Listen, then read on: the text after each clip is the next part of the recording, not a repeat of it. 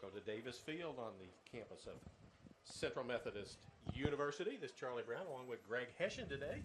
Bring you football action. MidAmerica Nazarene in town for the ball game. We're going to get the national anthem and a few other things here in just a second. But we welcome you to it. Central comes in 0-6. We're going to get the, I think, the national anthem. We'll get a prayer and the national anthem as the band takes the field.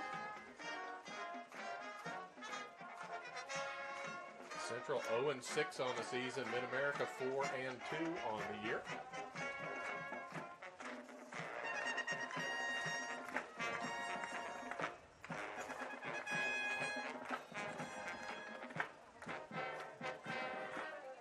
Give you a look at the band while they're coming out onto the field. Here at Central. Beautiful sunshiny day here in Fayette, as we're about 10 minutes away from kick time.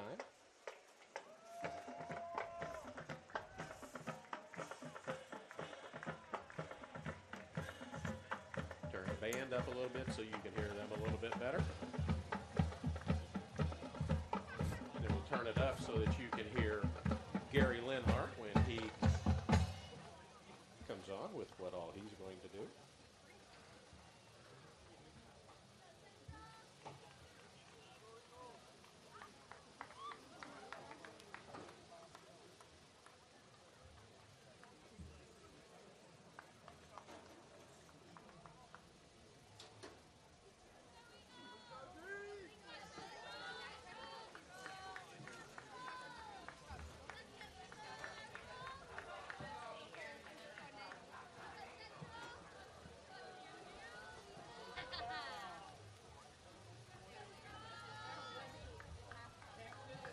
Ladies and gentlemen, welcome again to Davis Field. At this time, we ask that you all please rise and remove your hats for a prayer to be followed by the singing of our national anthem by Pi Mu Alpha and Sigma Alpha Iota. Almighty God, you have created us to strive for our best. Grant to all athletes, coaches, and fans the strength to pursue excellence during this event. We pray for the safety of these athletes. Ask that you protect them from injury and harm. Help us to honor you today in all we do on and off the field, and make us witnesses to your glory. In Christ's name we pray. Amen.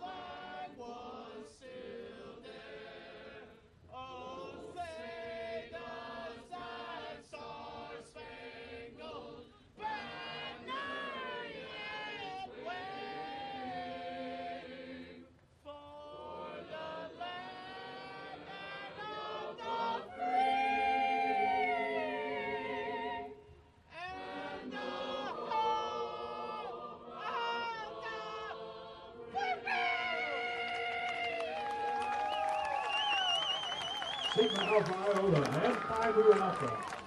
That was beautiful. Thank you.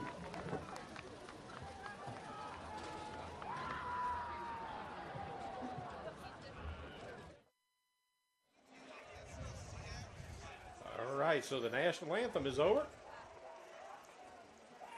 Band gets ready to exit the field, and we'll be ready for action here in just a moment as we get set for action.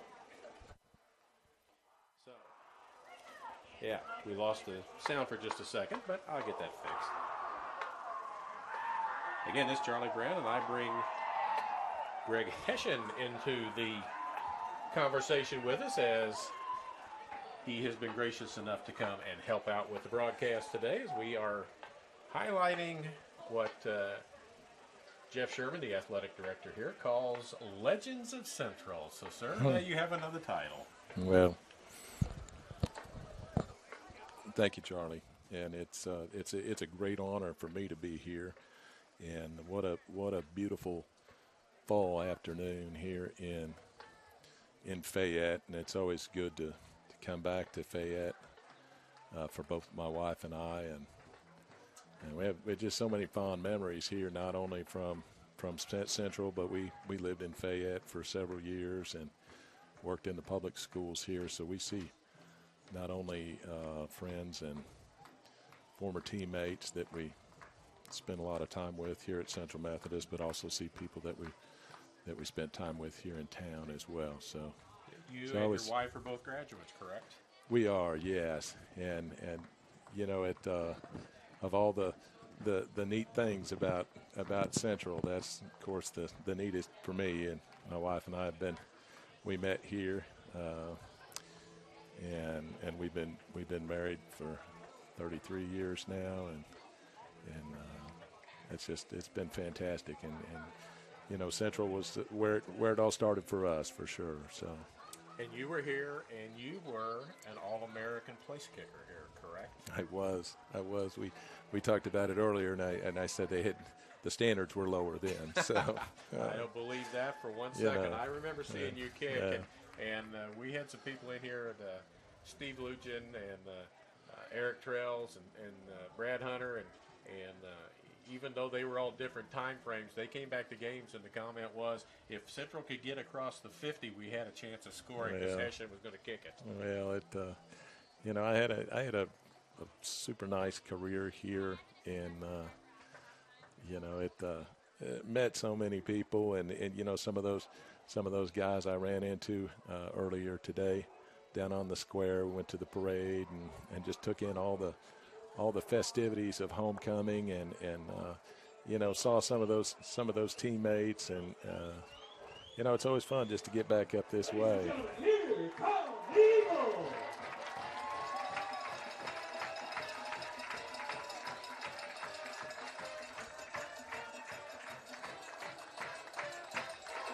You and your wife are graduates. Right. Me and my wife are graduates from here as well, and it has changed somewhat in the past few years, and I say this almost every broadcast because I truly mean it. A lot of things have changed for the better athletics here because of President Roger Drake.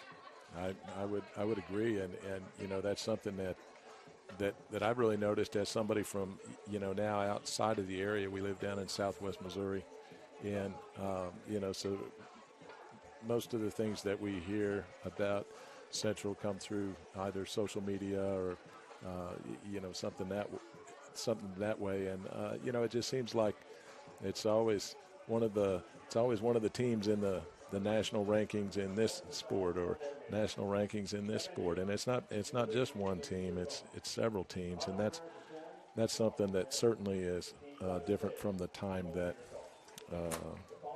when we were up here in the 80s. And so it's, you know, it's really neat to see, and I know it helps the university as well in, you know, that name recognition and being out there, and helps get more students and more athletes as well. So Central has won the toss. They've elected to take the football to start the ball game. They will be going from our left to right. That's Josiah Cortez, Muja Kamal, and Davian Stockard were the three captains out there. An offensive lineman and two linebackers for the Eagles. So we'll see the Eagles come out. Give you a quick look since they're going to be on offense first.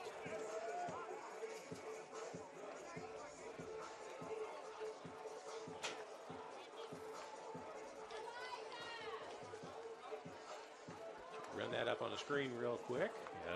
There it goes. Slow but steady. Those are the players that are going to be on the starting lineup for the Eagles on offense. Jayshon Northington running the camera for me, running everything. He will get that off the screen, get the scoreboard put back up in just a second as we get ready to go, as MidAmerica is going to be kicking off. And for MidAmerica, kickoff man is Trevor Hiley. Ladies and gentlemen, kicking off for the Pioneers. Looks like Hiley's had a pretty good year of it there, and 21 of 22 in extra points and 4 of 7 on field goals with a 45. 2 weeks ago when we were here, we saw a 49/almost 50-yard field goal by the opposing team. And you said he's a good kicker, and he kicks it out of bounds. Continue on with that. You're doing great. Well, that'll be a good place for us to start for sure. We'll see who comes out at quarterback. The Eagles have run through, have tried 4 different quarterbacks thus far this season. We'll see who it is. The last one was Gavin Watts last week.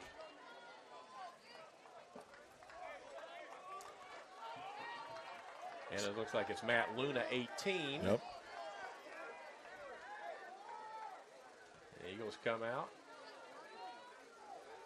2 receivers to the bottom of your screen, 1 to the top. You got a tight end / wing on the right side. Got 1 running back, and I believe that would be Malik Brewer. So 35-yard line, we're underway. Reverse. No flag. Luna looks to throw. Flushed. Still looks. Finds a man on the sideline. Fantastic. I think that's A.J. Allen with the catch. Nice first down play. Going to pick up 9 on the play. And he had nice protection on that. Had a little bit of time back there to kind of survey the field, and did a good job of being patient. They got some veteran linemen on the right side.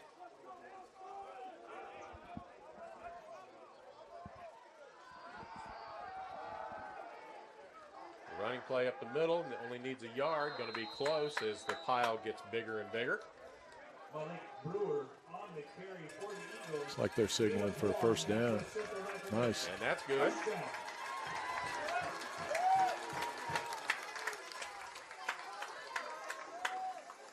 Get our clock on the screen caught up with you. It's 13:50 to go right now in the first quarter.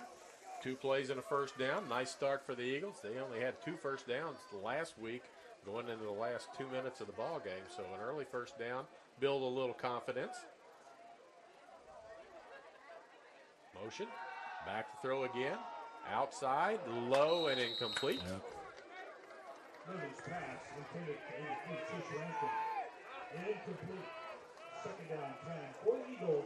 Jalen Burke on the coverage for the Pioneers.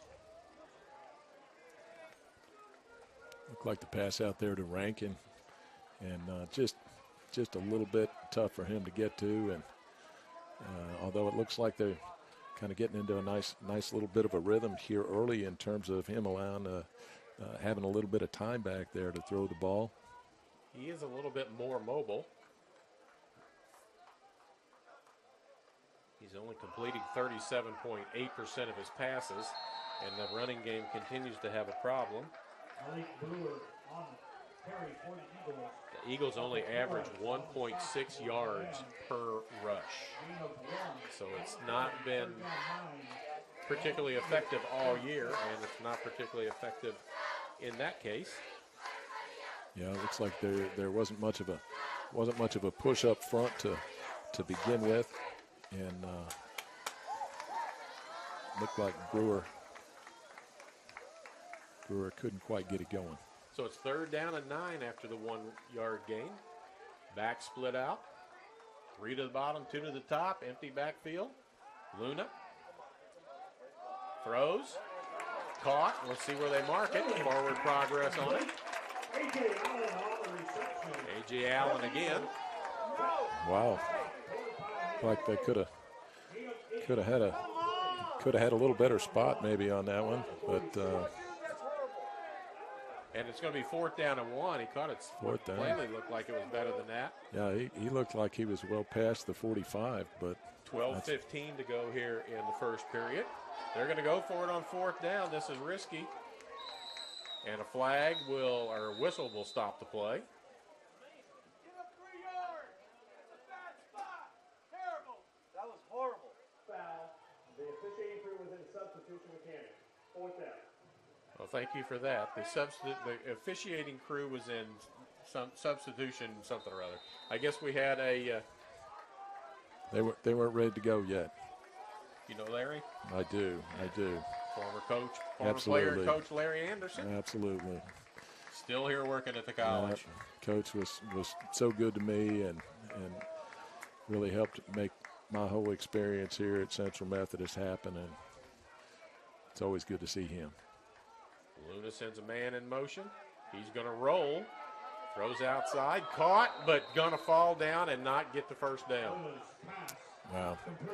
You know, it was a well-designed play there, and just couldn't quite keep his feet out there to make it happen. Jonathan Blackman with the catch, but he just couldn't get turned around to get the yards. And so on downs. Now the Eagle defense has been pretty good all year. They're a bend, don't break type of thing. They're willing to give up yards until you get close, and then they stiffen up a little bit. But Adrian Parsons is the quarterback for the Pioneers, 121 of 211, percentage over 57, 1,300 yards so far. A little over 200 ball game. He's back, one running back there with him. Fake to that, throw it down the middle, and right into the opening, and taken down. Isaiah Williams on the reception for the Pioneers.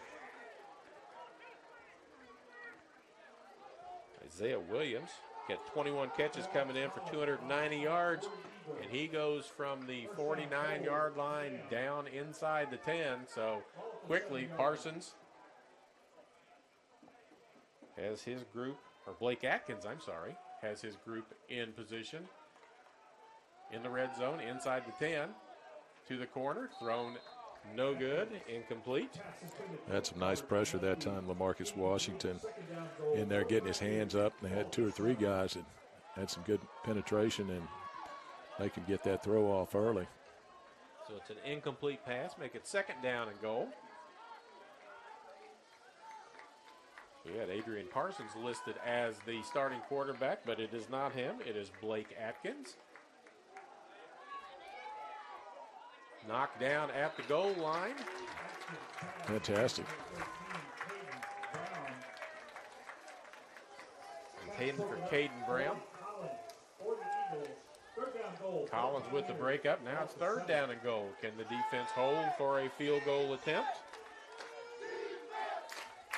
Eagle fans, it's third down.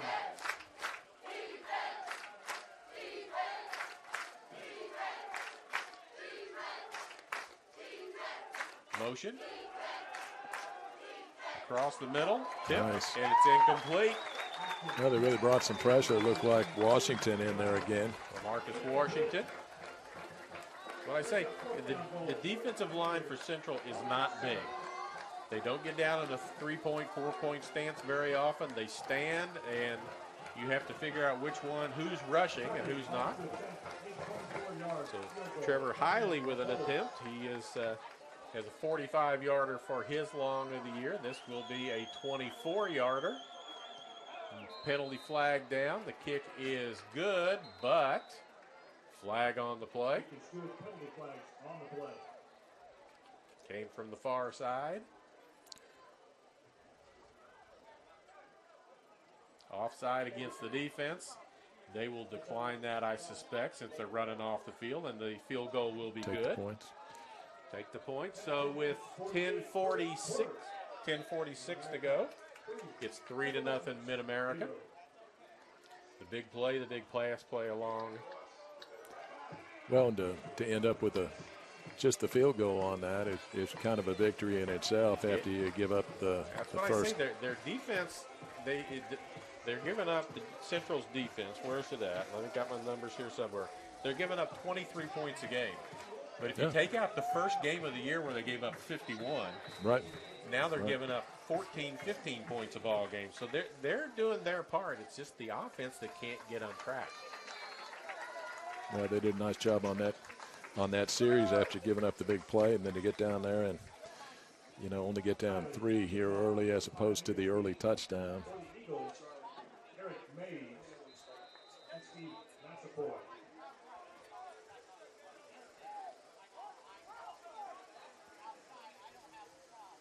Steve Massaquoi back. Right back up the middle. Hit and down about the 31-yard line. Kind of a late flag came in there on that one. After that, it's 12:34 here to go in this first quarter. We do have a flag at the point of the tackle at the 34-yard line. See what the white hat says.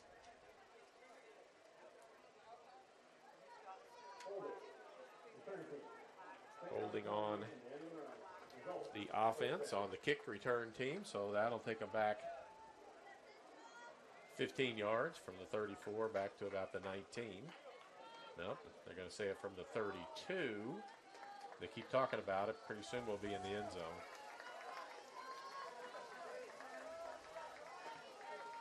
Back to the 22. After the penalty, first down 10 for the Eagles, ball to 22. So Luna back out at quarterback. Running back resets behind him. There's an offside. Should be a free play. Go deep. They do. And it's knocked away. Intended for Allen, but it should be a free 5.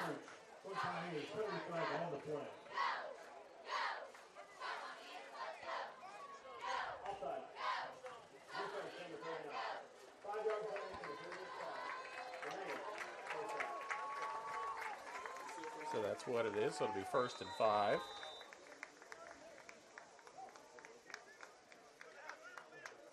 First down 5 now for the Eagles. Ball at the 27. Irvin and Quesada at the bottom of the screen. Brewer resets behind Luna. 1st and 5. Now moves to the other side. Now he's tells him to go in motion. Throws it across the middle. That's Quesada with the catch, and he's got enough for a first down as the pile keeps moving. Nice. That's Rankin on the catch, sorry. His number's kind of scrunched up. Clock starts again. First down.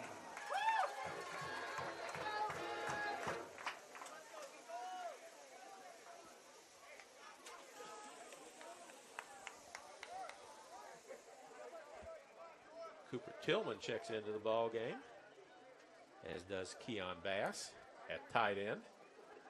Allen in motion. Handoff, and flag goes flying again. I do like the microphone system so they don't have to run and talk together all the time. Illegal procedure against the Eagles.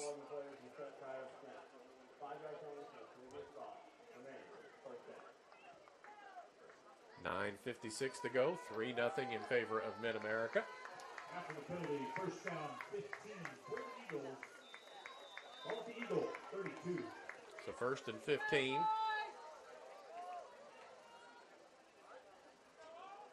That takes away a little bit from that nice rhythm, that first pass, kind of getting things going, and then they just set you back a little bit with the penalties. First time the Eagles had the ball, they got a first down after 2 plays. This time they got first down after 2 plays, but now the sticks are a little further apart. He's going to throw the ball deep and incomplete. Intended for Rankin, but incomplete, so it'll make it 2nd down and 15. Brings up 2nd down, 15 for the Eagles. Ball to 32.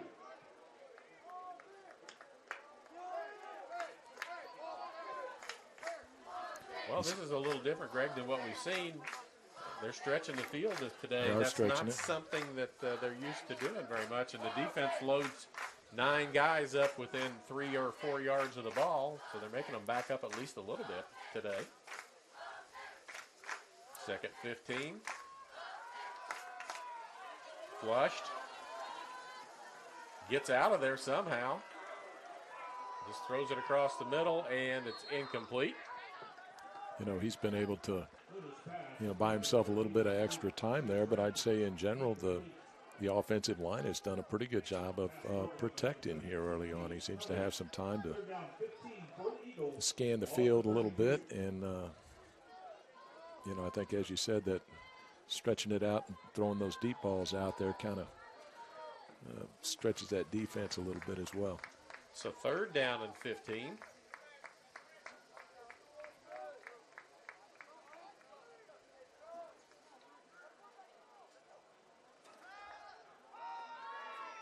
Pass to a wide receiver out here. Doesn't go anywhere. Loses a couple of more yards. That's Rankin. Did a good job of getting the ball out there quickly, but just wasn't able to get the blocking out there that he needed to kind of spring that. And that's the play they have trouble with everybody up against the line of scrimmage, with all the D-backs and the linebackers and your corners up close. There's an awful lot of people there to try and block and get around. So this is Evan Workman, who has the most appropriate name on this team because he has punted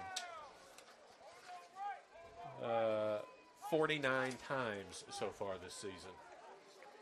This will be punt number 50, one blocked. Gets it away. Take a big hop. It does. Keep going. It does. Oh, down fantastic. Inside the 10. Down to about the 9-yard line. Yeah, you love that role as a punter. Yeah. So that's a 50-plus yard punt. 8:16 to go here in the first quarter. 3-0. A short field goal after a 40-plus yard pass. Got the ball down first and goal inside the 10. Eagle defense held. Forced a field goal attempt. And it's 3-0. 8:16. Put your headset on.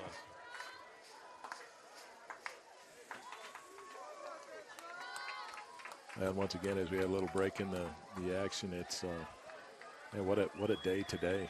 Beautiful, you know, isn't I it? think about maybe 60 degrees or thereabouts, and sunny, and what a beautiful facility here. And it's that's something you and I were talking about earlier, has really developed in the last several years. Just beautiful facilities here, and I know that helps keep you competitive as well.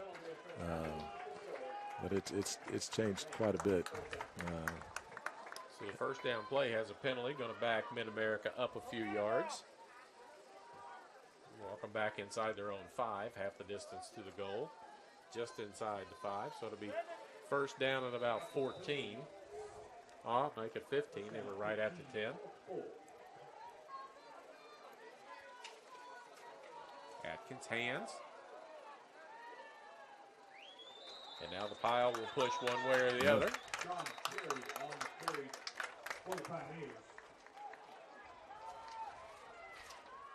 Sean Cherry, their leading rusher. He's got 331 yards, averages almost 4 yards a carry. Didn't pick up anything there. It looked like Eric Mays out there did a good job of forcing that back inside, and had a lot of help in there.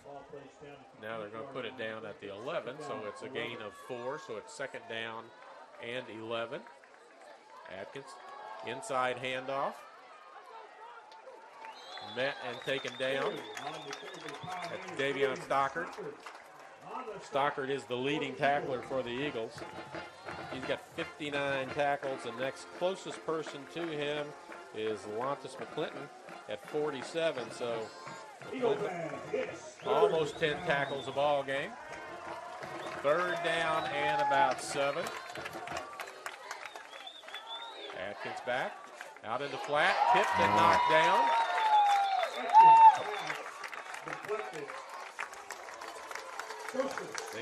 That's Joseph Slattery. I don't have to look up a number. He's got a nice set of hair. I'm very jealous, very envious of his head of hair. He knocked that pass down, and it's fourth down, and MidAmerica is going to have to punt from their end zone. fantastic stand there. You know, you pinned them back early with the punt, and then just being able to hold them down there should get some nice field position out of this. One of the problems, Greg, that we've had with our punting bunch is our return man gets too deep, the ball lands in front of him, and then they get about an extra 10 yards worth of roll out of it. And down there, down on the coverage, Paul St. Louis. Well, this would be great field position. 47-yard line going in, and you know, we had more quarterbacks warming up on the sideline, so we'll see as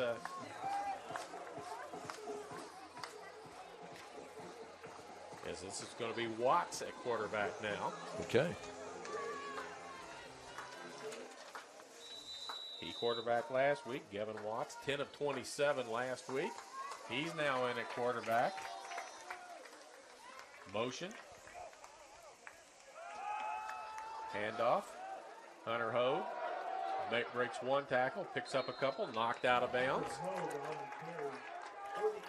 He was did a lot of that on his own out there. Had to break that tackle in the backfield, and did a good hard run for 3-4 yards there. Gain of 3 on the play, second down 7. Second and 7. Off the Pioneer 44.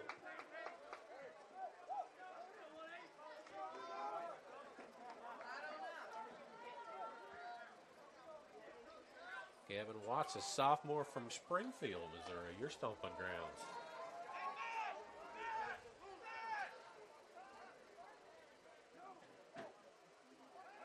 Back, looks. Tipped, almost intercepted, and then almost caught. It was just a little bit more on that one. Pass intended, number 13, Jonathan Blackman. Incomplete.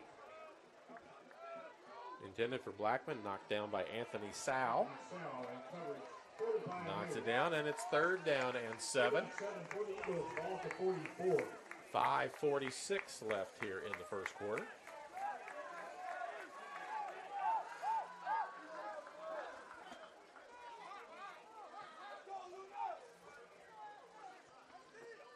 Hogue comes in motion, joins the stack of 3 out here. Don't know that I've seen that before. 3 stacked with 1 outside. Design draw play. Watts going to get to the 40-yard line, but he's going to be 3 yards short.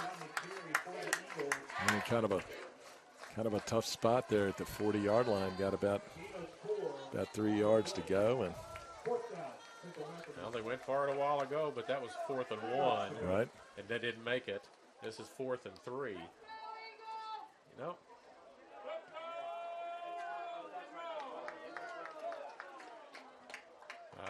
Looking, I don't. Oh, there he is. I was gonna say I don't see the punter out there, but Exactly. there he is. Yep. They got plenty of time. Got 9-8 on the play clock. Changing it up a little bit. He threw a pass out of this that was complete earlier this year. Little rugby to the corner, kicks it, chicks it up, and it's going to be down inside the 5-yard line. Evan Workman with 2 really nice punts here today. That one's got him back inside the 5-yard line. Right. I really like the design of that. You know, they have to cover everything, and they ended up spreading it out and shortened the punter down to a 10-yard. Like 10-yard snap, and he ran a pass play out of that earlier this season that went for about 30 yards. So you got to pay attention to it. And the defense did a good job last time when they had him pinned down here deep. Hopefully they can do that again.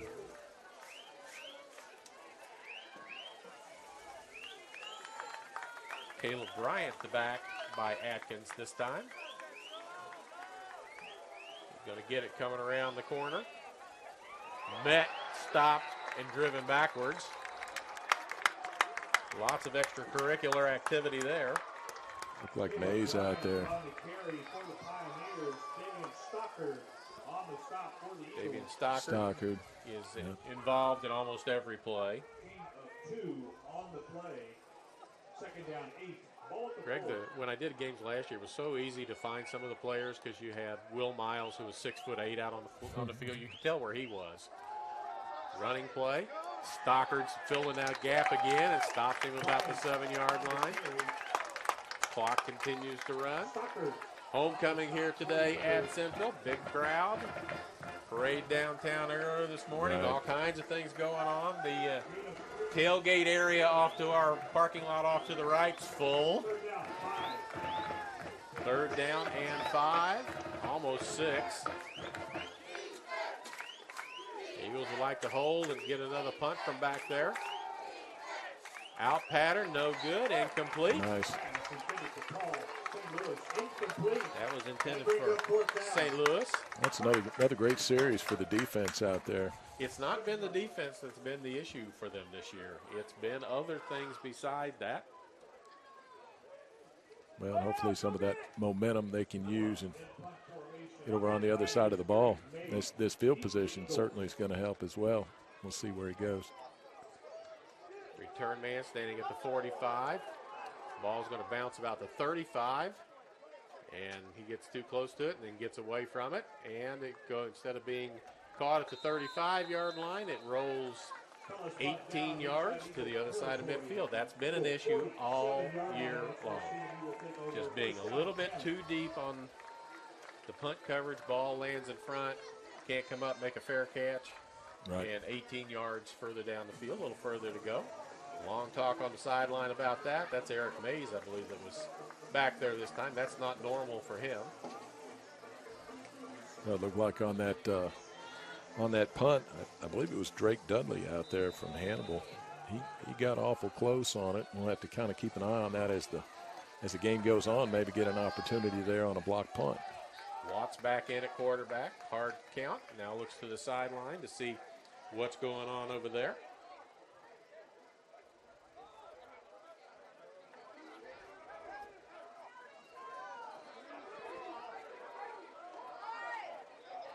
Now he snaps it, and the clock got to 0.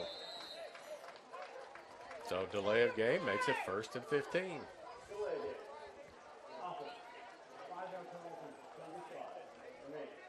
It's always kind of a balance. You know, you get plays coming in and you're making adjustments, and they do so much more of that today than they did years ago. And you know, at times that's the challenge, is getting it all done. Yep.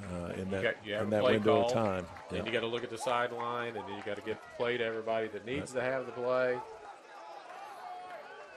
Empty backfield again on 1st and 15. Motion. Inside handoff. Going to pick up part of most of the 5 yards that were lost. Malik Brewer. 3:14 to go. First quarter. Other than one long passing play by Right. MidAmerica, Central's had as good, if not the better, of the two teams so far. And at times some offensive starts here that have, you know, start to get a little bit of rhythm, but the penalties have been a problem. Brewer in motion, resets by Watts. Watts going to try and get out of there and run a little bit. Gets back to the line of scrimmage, and that's about it. Be 3rd down and 11. Pioneers with wholesale substitutions. Didn't have as much time that time back there in the backfield, and Yeah, and a lot of times they just have to go short, quick passes because they just don't have time to set up and develop something downfield.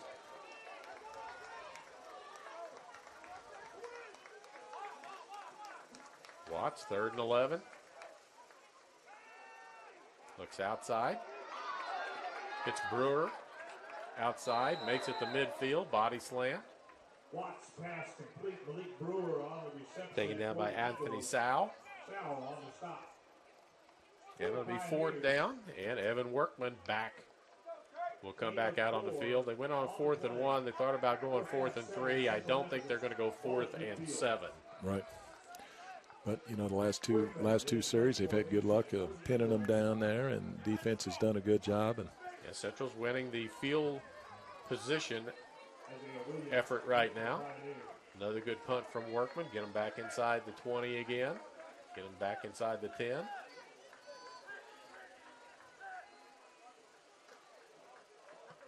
Gets it away. Going to hit inside the 20, take a sideways bounce, and now it's going to roll back inside the 15-yard line.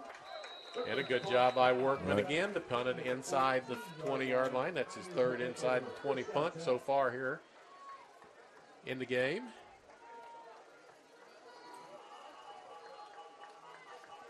Looks like 1 minute left on the clock. It's hard to see with it's right into the sunshine and it reflects off the scoreboard. Deshaun did a ball game for us last night. A Boonville game down at Osage. They have their scoreboard straight across the field. Makes it easy to keep track of. Pass out in the flat. Eagles rally to it, and down he goes. As they're all over the place. Bryant on the reception. Bryant, the receiver. On the stop for the Eagles. Benjamin Kamel on the tackle. Second down, 7 for the Pioneers. Ball at the 18.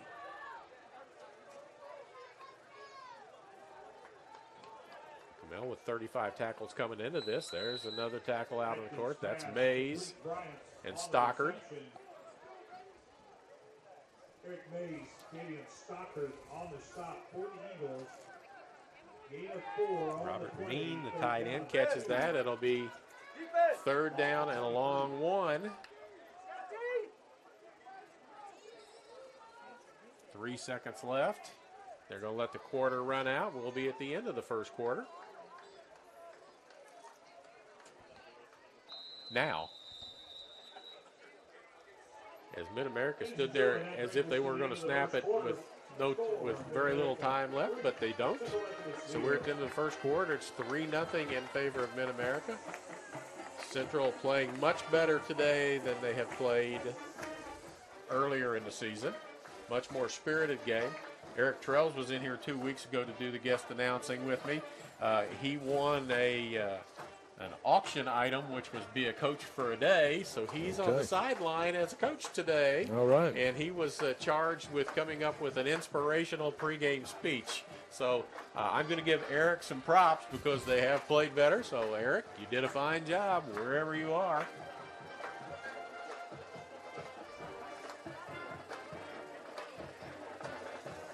Trails, new member of the Hall of Fame. I see a friend of mine, Gene Williams, that I played baseball with here at Central many years ago in the crowd today. He says he's going to come up later on, so if he does come up,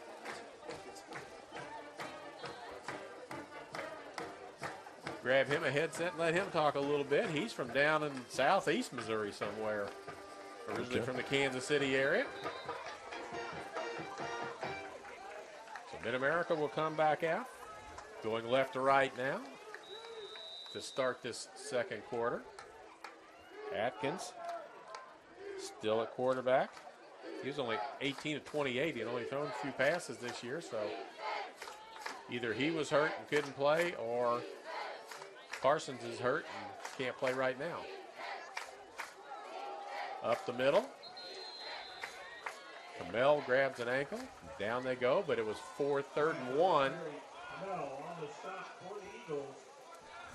And it'll be first down. The crowd not happy. The crowd thinks we got a bad spot earlier, and they think MidAmerica got a good spot here. So not very happy, and there's a lot of them here. So it is a very nice crowd today. Little wheel route out here to the side. Going to be knocked out of bounds. That's Caleb Bryant. Slattery over there. Stockard just about got there, yeah. Atkins there, the quarterback for MidAmerica, is going to be keeping an eye out for him. Yeah, he could have got a hand on that. Stockard's a pretty good athlete. He might have had a chance to intercept that if he could get a little closer to it. But Atkins back. Running back either side of him. Hands off, going left.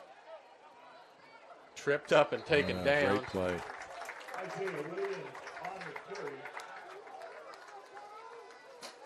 Williams, the ball carrier. Keyshawn Wilson with the tackle, and it'll be 3rd down and about 7. 13:50 to go here in quarter number 2. Wilson up from his safety position on that one. Did a really good job because there was a little bit of space out there on the side. If he hadn't made that tackle, then he may have gone for a little bit. So 3rd and 7.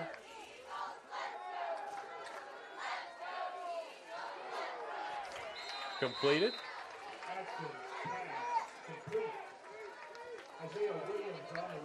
Isaiah Williams with the catch. Keyshawn Wilson makes the tackle, but it is enough for a first down at the 40-yard line. Quickly to the line is MidAmerica. Handoff up the middle. Bryant.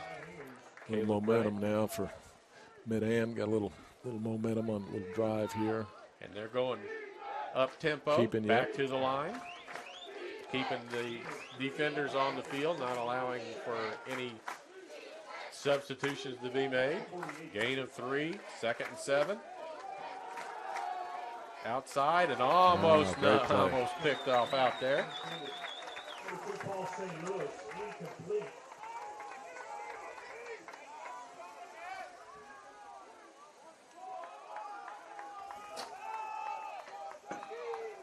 One more step, and that would have been a pick 6 going the other direction.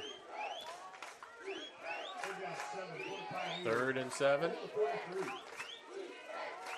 12:47 left, second quarter.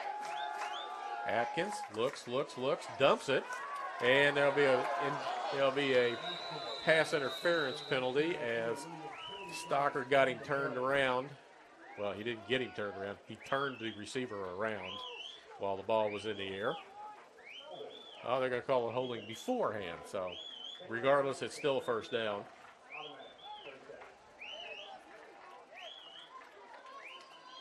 The ball be moved 5 yards. Gene Williams here. Stick around. Come back up in a little bit. We'll get you on the air. Do it.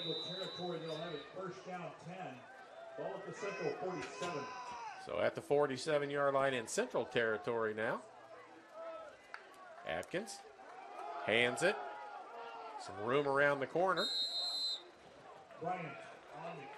Bryant with the carry. Going to pick up about 4 yards or so on it. Be 2nd down and 6. They start the clock again, and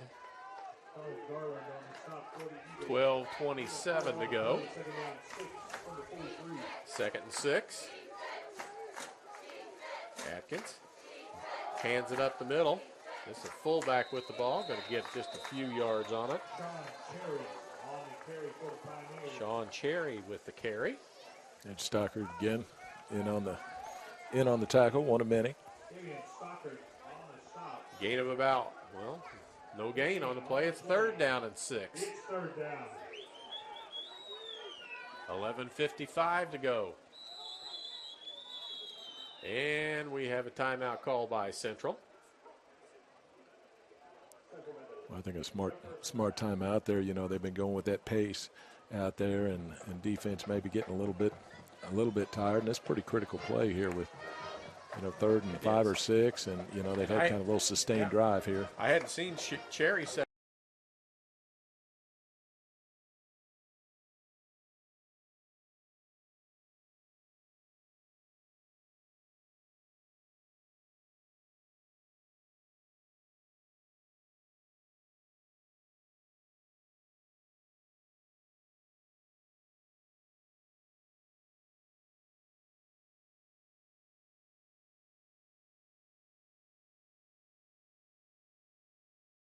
Like a 22-yard field goal late in the game that would have tied it.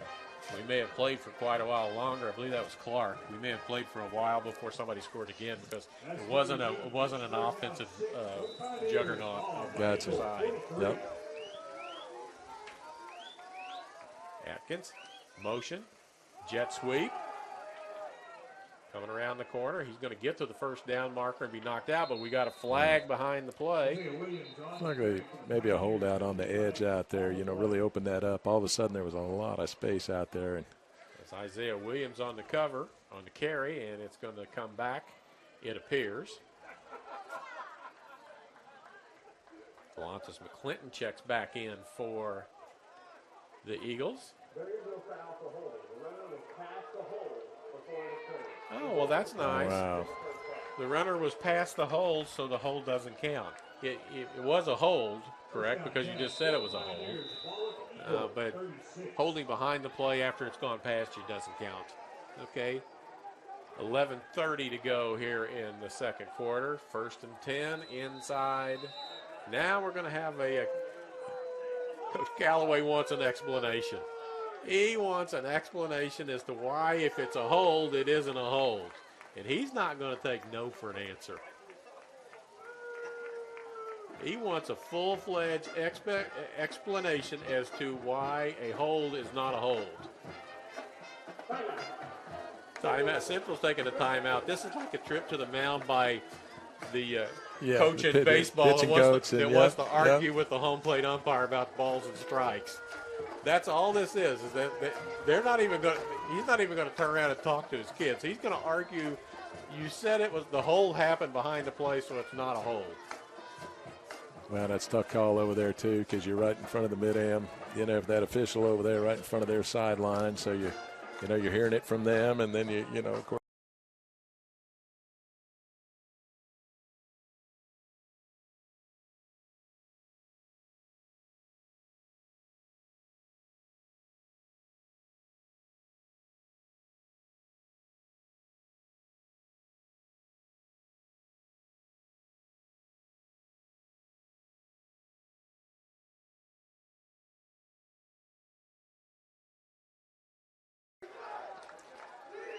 Back, that whole timeout was spent chewing on the official. Running play on 1st and 10. Big hole. Cherry on the carry. That entire timeout was taken and the referee was chewed on by the Central coaches for the holding call that wasn't a hold. 2nd down and about 2. Going to get that. Defense starting to show some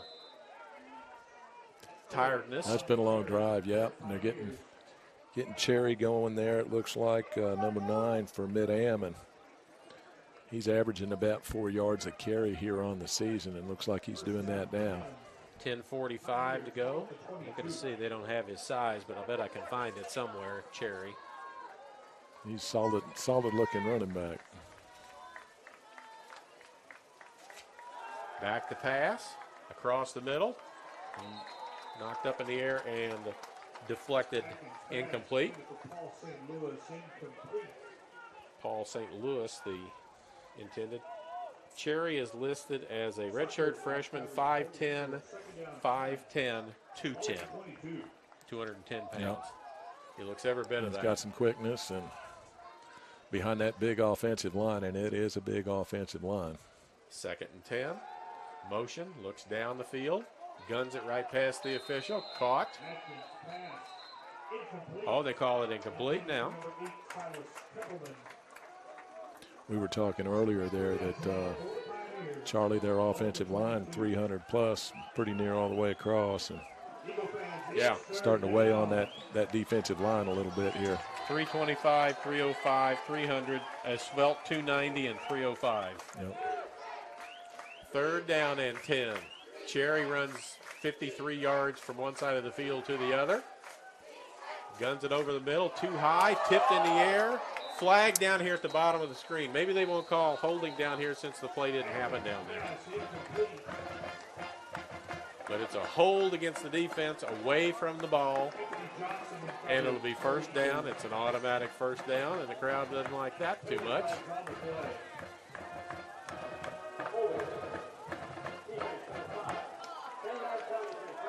So 10-yard penalty from the spot, from the play.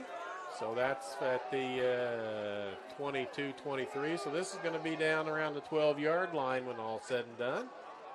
Yeah, I think coaches.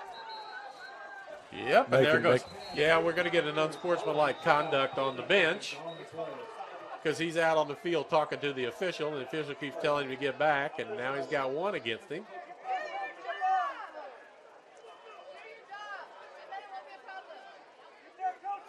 So it's now he has an unsportsmanlike. If he were to get another one, I believe he has to leave.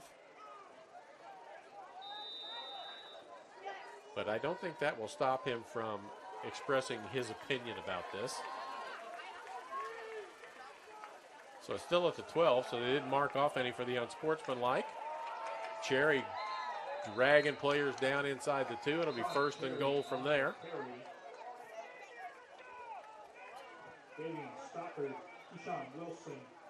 It's like Stockard lost his helmet on that one. It has to come off. He's got to come off. Yeah. 10:05 to go with the clock running. So he has to come off for a play and put his helmet back on and then go back out. Cherry is the back behind Atkins. Now to the left of Atkins. First and goal from about the 2. Cherry has it. Stood up, knocked down. Nice goal line play by the defense. Did that without Stockard. Here he comes back. Well, look, for a moment he was going to go in pretty easily there, but ended up making a nice play out there. Second down and goal from the 2. Again, Stockard, I think, ran him down from behind. Is that fantastic play? Yeah, I think he was unblocked, but on the backside and just ran him down. So Stockard with another solo tackle makes it third down now from about the 4-yard line. Pioneers bring in a couple of more receivers. It's third down. They're going to run 3 receivers down on the bottom right of the screen, 1 to the top. Official's going to step in since they substituted, give Central a chance to sub. They do not. Third and goal. Big play for the Central defense.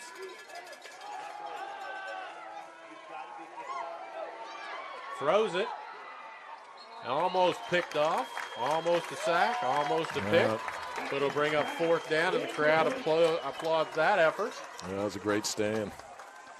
Looks like McClinton in there was, with the pressure. And it's fourth down, and they're not bringing the field goal crew on. They're bringing more blockers into the ball game.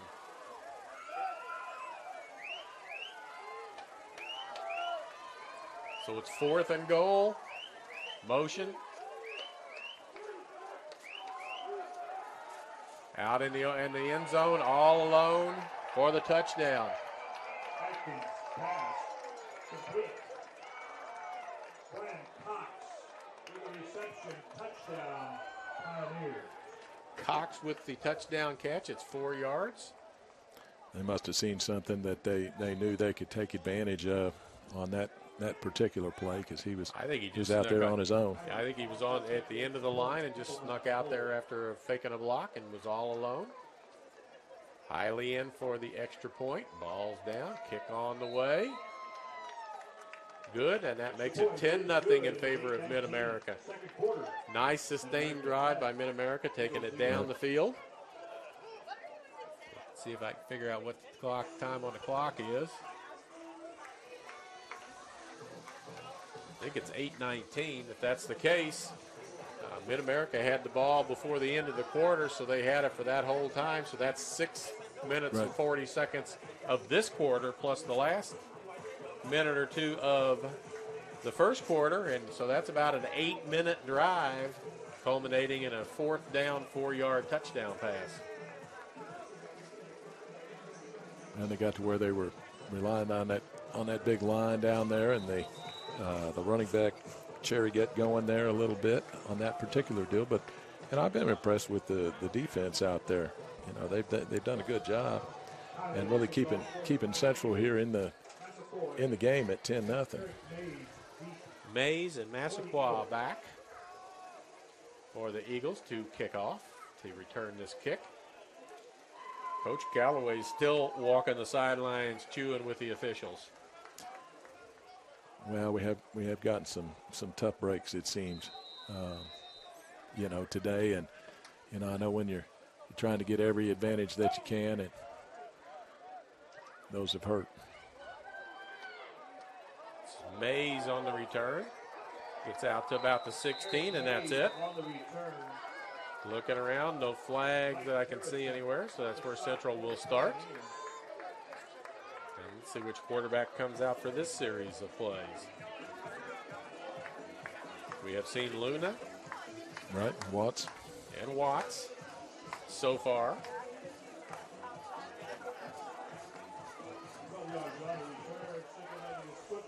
And it's hard to tell because Looks like it's one, gonna be Luna. it is. Yep. One is 10 and the other's 18, Yep. so the uniforms are very similar. But this is Luna back in again.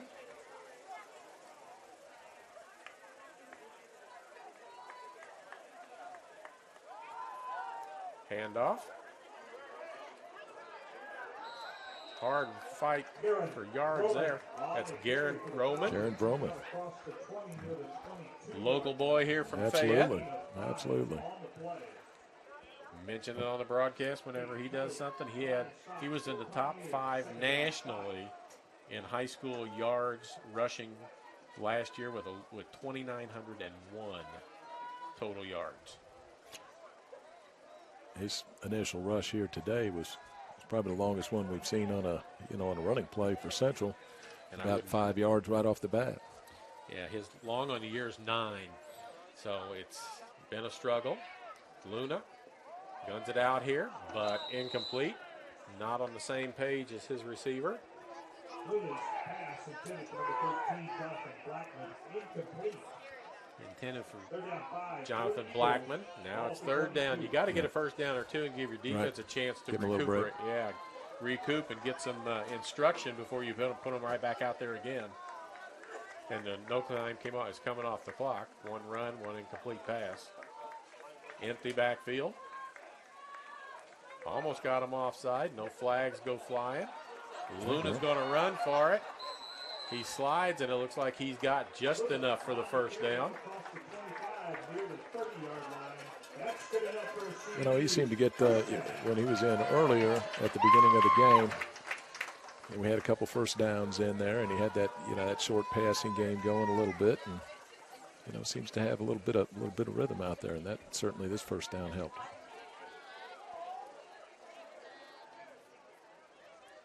So first down for the Eagles.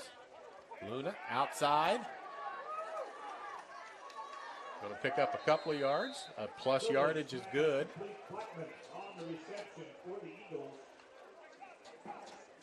Look around the corner and tell me that 6:30. Yes. 6:30 to go here in the second quarter. 10-0 in favor of the Pioneers. Well, it'd be nice to get a little something on the board here before half. Yeah, because the Pioneers are going to get the ball to start the second half, so you don't want them to get it back, score, and then get the ball first possession of the second half. Motion. Roman. Oh, a hit late. Where's the flag? There isn't any. And MidAmerica's on the wrong sideline. They need to get their players out of there. They do. And I don't see a flag fly anywhere. Marcus Cobb involved in the tackle on the sideline. It'll be third down and about 3. The quarterback draws what they've used the last time or two. Tries to get them offside. Still got 14 on the play clock, so there's plenty of time. Check the play. Get reset. Empty backfield. 3 on the play clock. Gets it off. Looks. Across the middle into a whole bunch of people, and here comes There's a flag from way downtown. That official's got a nice arm. He threw that from the 40-yard line about 17 yards in the air. That looked like the defender kind of hooked him. Well, they were right on that top offhand. of one of the officials, so that guy wasn't going to see the flag, but see the penalty, but others did. Nice. Pass interference against the defense. That'll be a first down. Move the ball up. Keep the drive going and Get it across midfield, perhaps, or close to midfield. A spot foul, so it's at the 42. But it's a first down.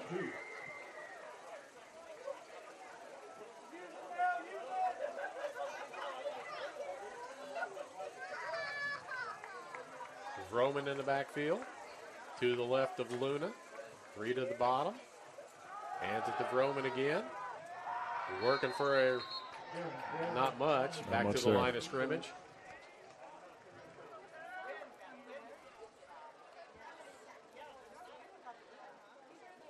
Siegfried, Broussard on the stop. For the Pioneers, no gain on the play, second down 10, ball at the 42.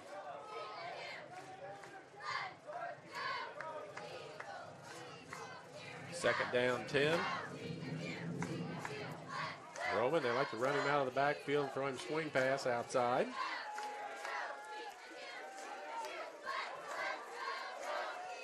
And that pass comes up short as he couldn't step up and throw. Yep. Good pressure that time by Mid-Am. It's kind of keeping him in the pocket there. And that's Chase Rankin, the intended receiver. a big third down here. We talk about a lot. Central returns 0 of their wide receivers from last year. One running back that carried the ball 20 times last year. And new quarterback, new receivers, new running back. It's taken some time to get used to. 6 on the play clock. Gonna have to hurry now. And they barely get it off, but they do get it off.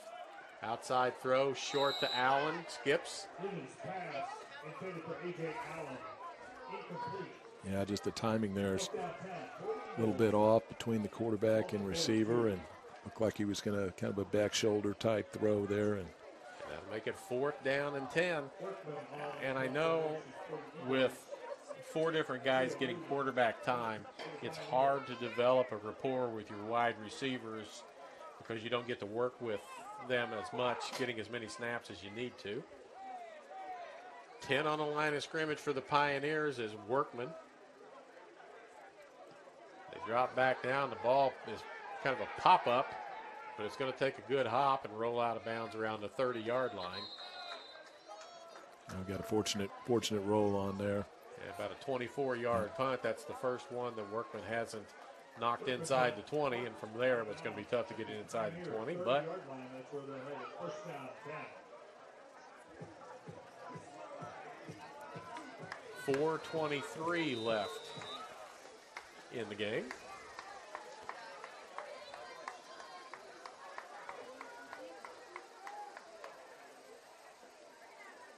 Atkins throws, caught over the middle. Stacking him up about the 49-yard line.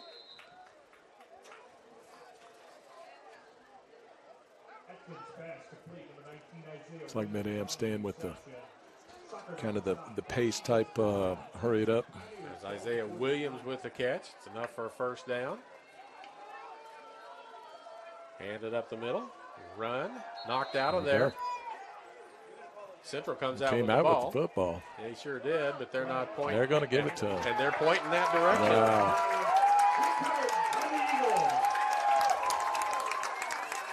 I think that's Collins that comes out with it. He's kind of a ball hawk. Yeah, I think it was. Yeah. Or Keyshawn Wilson comes out with it. That's who it is. He's got. Where is Keyshawn on my list of things? He's got 3 interceptions. Now he's got a fumble recovery. You know, that couldn't forced fumble and a recovery. Couldn't come at a more opportune time here. You know, you look at Mid-Am coming down and say they got more points on the board, and then you're down, you know, several scores. But, you know, here an opportunity to get back and get on the scoreboard yourself and make it pretty close by half. 3:53 to go. They could have conceivably run it all the way down to the end of the half, scored, and get the ball to start the second half. Luna across the middle, tipped and knocked away. Throwing into almost triple coverage. It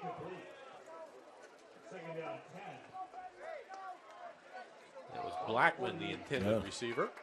Well, I like the look, kind of deeper middle look there, and just couldn't quite make the connection. But, you know, a big chunk of yardage, and that's what it's going to take here. It makes something happen before the half.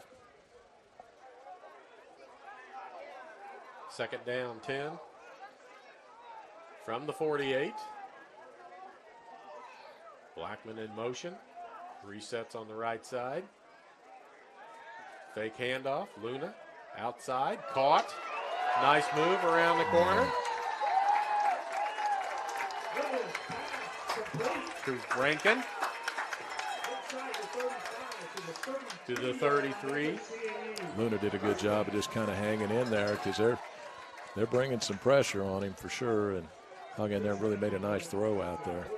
And when you don't have a lot of rushing yards, 2 weeks ago, at halftime, Central was in minus yardage on rushing. So when you're not able to run the football very well, the linemen get a chance to tee off and go.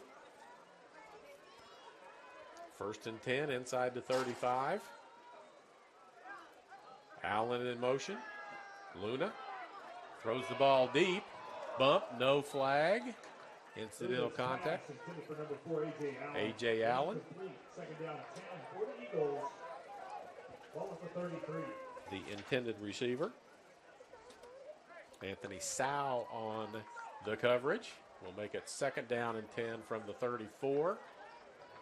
With 3:02 to go, 2nd quarter. Eagles need a score here before halftime. And I think having Broman in there is giving them a little bit more to think about back there in terms of the run. He steps up to block. Pass incomplete.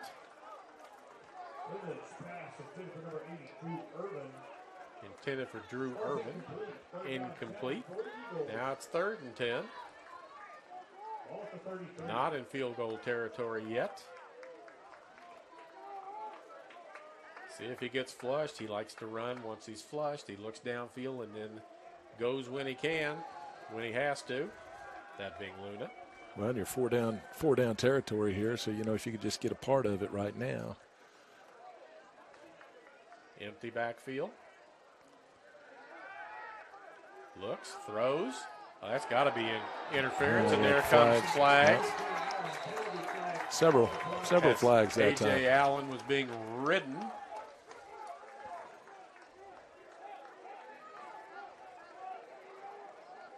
Kid Dickerson may be the responsible party for this. Junior defensive back out of Mesquite, Texas. Pass interference, automatic 1st down, so that will help. Right. Now you're starting to get down, possibly. Your territory. We're already in your territory. Well, 2:50 to be go. Down. Yeah. Just to be able to get something on the board before half would be huge. Yeah, that's been the monkey on their back all year long is getting a score. Yep. And when you haven't scored very many, getting that can just really give you such a boost there, and that boost of confidence, particularly with, the younger players and guys without a lot of experience. 1st and 10. Motion. Reverse. Roman pushing his blockers in front of him, gets to the 20-yard line. Whistles are blowing. Yep, got a penalty over on the far side, it looked like. And I like how Roman used that blocker and just stayed in kind of behind him and kept his hand on his hip absolutely. and tell him which way he was going to go. Holding penalty against the Eagles. That'll back them up and make it 1st and 20. Wow. And the fans are yelling it was behind the play because there was that one a while ago where the holding call was waved off because it was after the runner had already gone past that point. Tell you what, I've seen Stockard run some people down today that you hold him at that point and don't call it holding. That might be a big mistake. 1st and 20.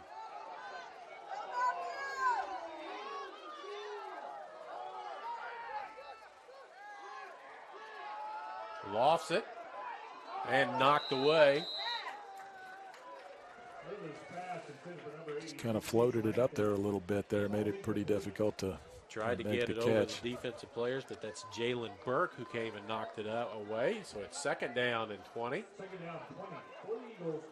2:08. Yeah. Here in the 2nd quarter, 10-0 MidAmerica. MidAmerica 4-2 on the season. Central 0-6. The only winless team in the Heart.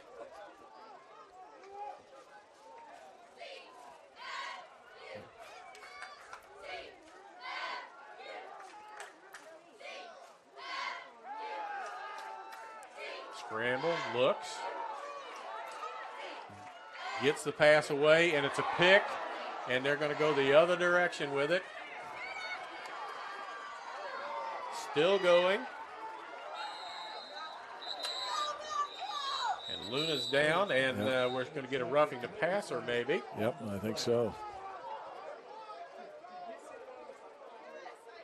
It was number 32 that had the interception. That's Cade Kelly, freshman out of McKinney, Texas.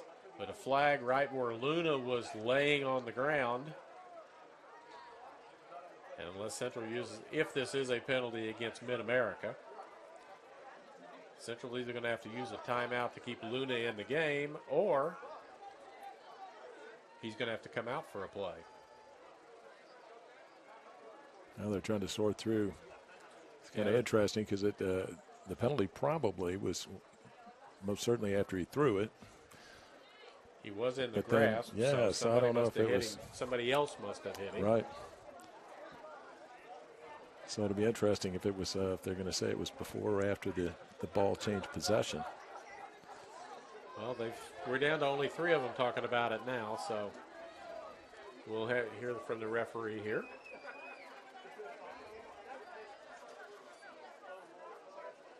Personal foul. Targeting. Oh. Defense number 33. 15-yard penalty for the previous foul. So it's targeting Wow. against Shaden Siegfried, who is one of their top tacklers.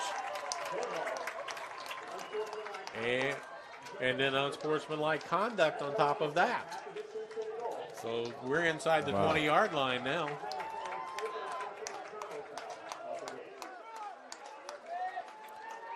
And the targeting penalty carries with it an ejection, does it not? It did, yeah. He's gone. And that's he's their 3rd leading tackler on the team.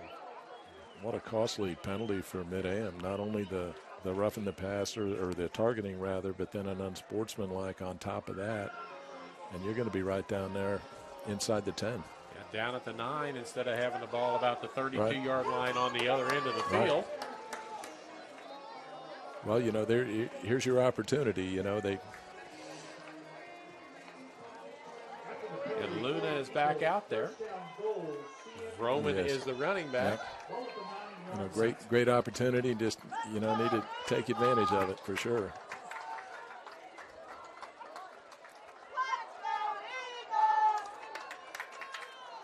The right side of the line is the veteran part of the line, so if Roman's going to run, that may be where he goes. Byers and Allred on that side.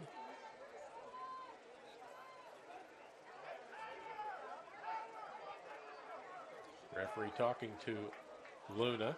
I think they're going to say that Yeah. that Luna's going to have to come out. During the play, the trainers came out on the field to check on number 18. By rule, he must come out for one play.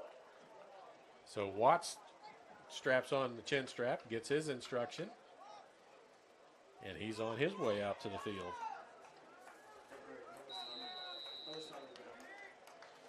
So Gavin Watts back out. 1:50 to go here in the first half. Don't expect to see anything fancy with this, with Watts just coming back into the ball game, but he has been in the game earlier. Nothing fancy. They do run right with Vroman. Right. Doesn't pick up a lot, a yard or two. Now Luna can come back in.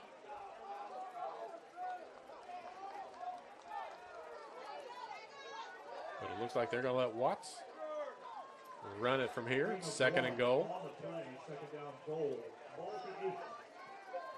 1:23 and counting. Clock running. Central's got 1 timeout left.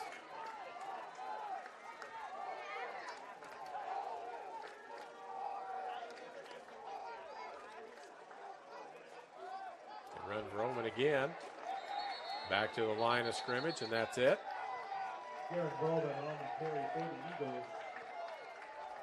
Going to be 3rd down and goal.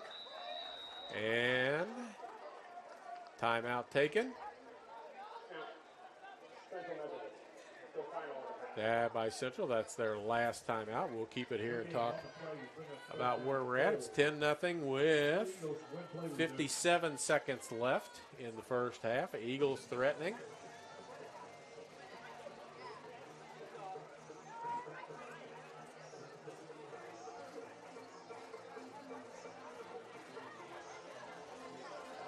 Big play, 3rd and goal from about the 8-9 yard line, about where they started out this series of downs. Well, in this last drive, been able to get a little bit of momentum, and then the penalties there at the end certainly extended it. But, you know, I think with Luna in there, they've been able to get a little something going. And Broman, I sure like how this is the first time I've seen him run. He really runs hard out there, kind of.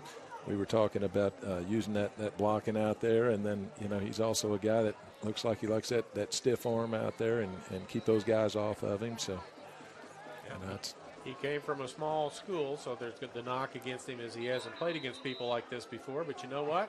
The only way you play against people like this is get on the field, and he's been able to do that this year. He's not out there right now, and Luna is back in at quarterback after the timeout. 3 to the bottom, 2 receivers to the top, empty backfield. Might run them all out of there and do a quarterback draw. You know, the defense is going to come after him. Guns it. Got it. And it looks like a touchdown.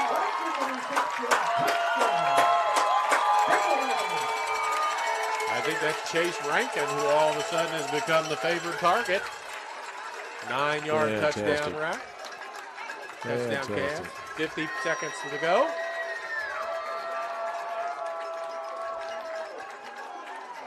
(10-6). Jesus Pena in for the extra point.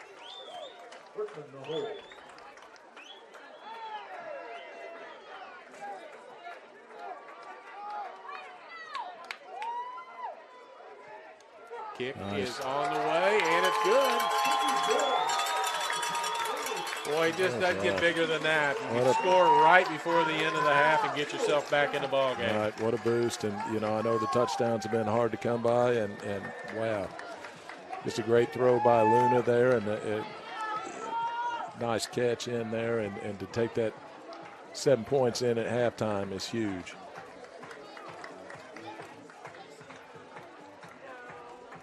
See our buddy Eric Trails down on the sideline. Going to have to make sure I give him some props for, he must have had a good pregame speech.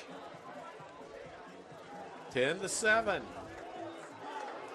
We'll have all the homecoming festivities at halftime for you. Stay tuned for that, along with the Pride of Central Marching Band. We'll turn that over to the PA announcer, and you'll get to see and hear all of that as it transpires.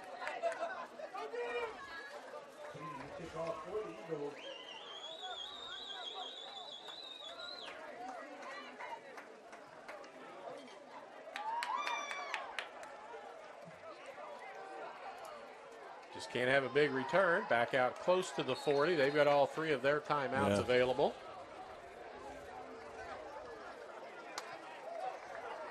.4 to go in the half. Be a 20-minute half, I'm sure, with all the festivities going on. So you'll have a chance to do what you got to do, go get something to eat, get back, watch the halftime festivities, and get ready for the second half.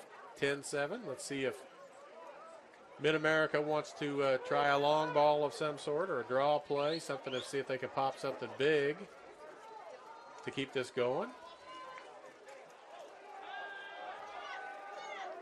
Across the middle, in and out of the hands of the receiver.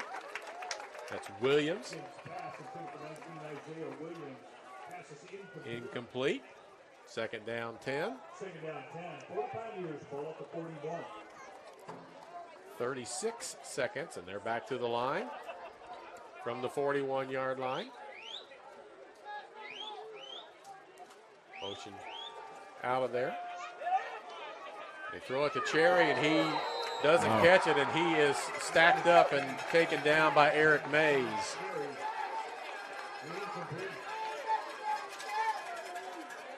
Mays does not match up size-wise with Cherry all that well, but he stuck him pretty well.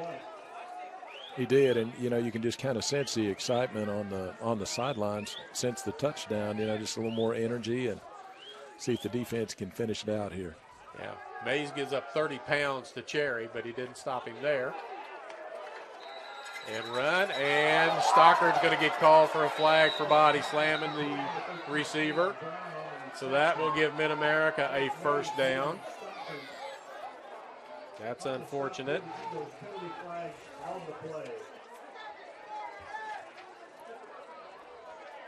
As Caden Brown made the tackle, or made the catch, was going to be short and would have been fourth down.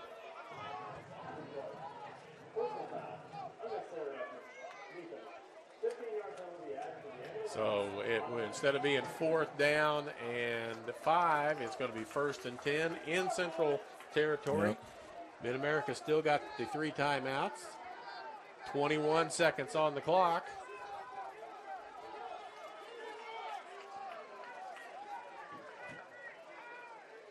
And they're walking a long way. Yeah, it's a costly penalty.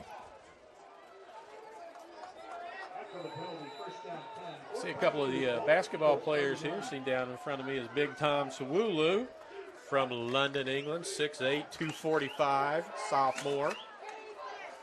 Gun the ball over the middle, and I think it's caught inside the 5. Williams with the catch. The penalty hurts. Would have been 4th and 5, and now it's 1st and goal. At the 3, and MidAmerica takes their first timeout with 9.3 seconds to go. So Central's got to weather probably 2 pass plays. They could run it with a timeout, but that would probably force a field goal attempt. So Central can hold here, then MidAmerica's going to have to make a decision.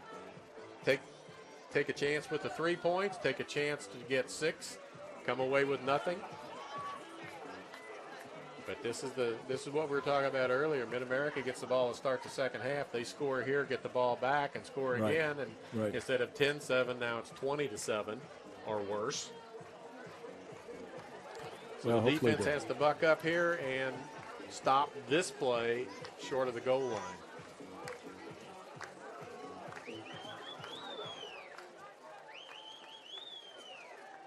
First down goal for the Pioneers. Ball at the 3. Ball at the 3. Atkins. Motion. Inside handoff not going anywhere, and a timeout called immediately. They went for the little inside shovel pass. Williams on the reception. Timeout. MidAmerica Nazarene. MidAmerica calls their second timeout. 3 seconds to One go, so play. they get to decide. Yep. One play. You get taking the 3 points and going to halftime, or are you going to play for the 6 and maybe come away with nothing?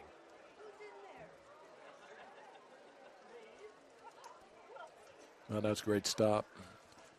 Making them have to make that tough decision in there. And They faked the jet sweep and then went for the little inside shovel pass. Yep. And see a lot of that from the Chiefs, that little inside deal. And well, it's they safe were because right there. if it's not caught, it's an incomplete pass. So Well, defense did a really good job of staying put. Yep, absolutely. And I don't know here. Personally, I'd probably kick the field goal myself. But well said from a field goal kicker's yeah, there you go. point of I view. like those short field goals. Yeah, this is an extra point. But they look like they're going for it. They are. On second down, it's not that it's 4th down, but there's 3 seconds barring a defensive penalty. This will be the last offensive play of the first half. So look for a quick slant. They ran off the tight end last time. There's the quick slant. And it is a touchdown. Williams with the catch. Touchdown. MidAmerica. And the scoreboard's at 0, so the extra point will be the last thing we see in this first half. Trevor Hiley in. 22 of 23 on the season after the one earlier in the ball game. No flag on the play. Kick looks good. Kick is good. And I think that's halftime. 17-7.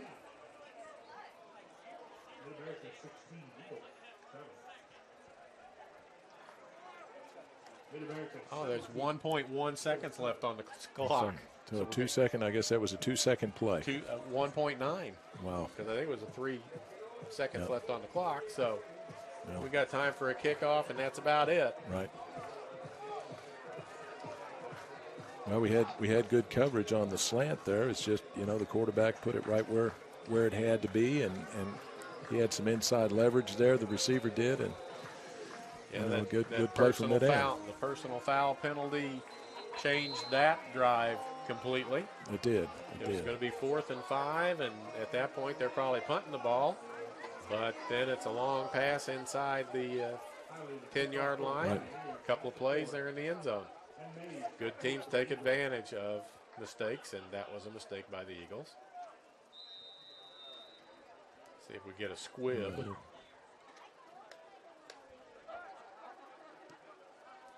what we get. Takes a nice big bounce, slide, and down. So we'll get one play out of it because I doubt that took 1.1 seconds to slide, catch it, and slide. Nope. Everybody's going to halftime. Eagles are leaving.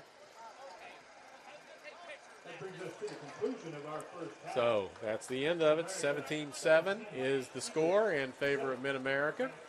Royalty coronation coming up right after your Central Methodist University Eagle Band. Don't want to go away because I did that last time and missed some things that we shouldn't have missed. But spirited first half. Much better play by the Eagles against a good quality team because MidAmerica's good and they're young.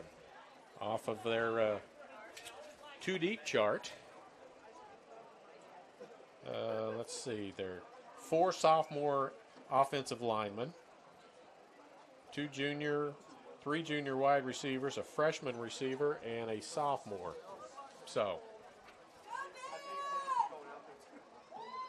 in fact, Atkins is a senior at quarterback. So, we're going to turn it over to the Pride of Central Band and let you listen to all the halftime and homecoming stuff here on the Hart Conference Network. We'll turn the band up and let you listen to them, and then we'll be back with stats after it's all over here on the Eagle Sports Network.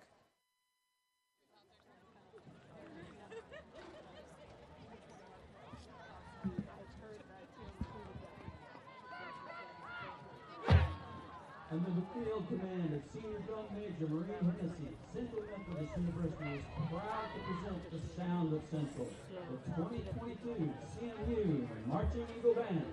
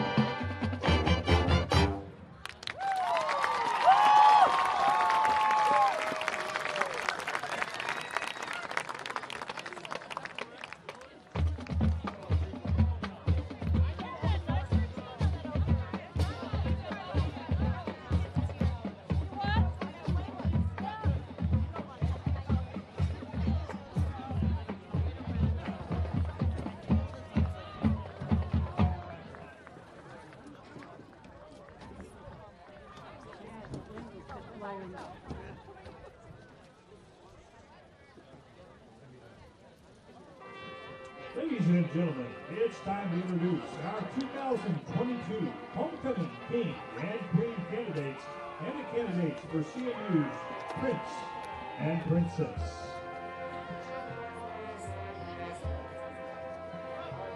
Up first are our Prince and Princess candidates. Please welcome juniors Sydney Healy from Kansas City, Missouri, and Austin Ennis from Neelyville, Missouri. Sydney is the daughter of Steve and Pam Healy. She is minoring in business and majoring in sports marketing. Currently at Central, Sydney is a member of the varsity volleyball team. She's also willing to try new dances and exotic foods, including squid. Austin is the son of Tim and Jennifer Ennis. He is majoring in biology and is a member of Delta Theta and Central's baseball team. Austin's fun fact is that he's the sweetheart for Kappa Beta Gamma. Next up, sophomores, Jen Staples from Belgium and Dylan Holt from Altenburg, Missouri. Jen is the daughter of Peter and Marie Staples. She is majoring in chemistry and is a member of the varsity volleyball team. A fun fact about Jen is that she doesn't like ice in her drinks.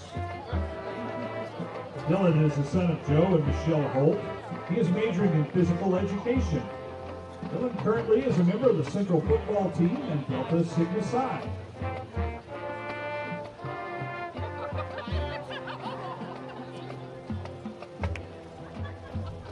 Our final Princess and Prince candidates are Sydney Meckley from Herman, Missouri, and Kevin Rivera from New Orleans, Louisiana.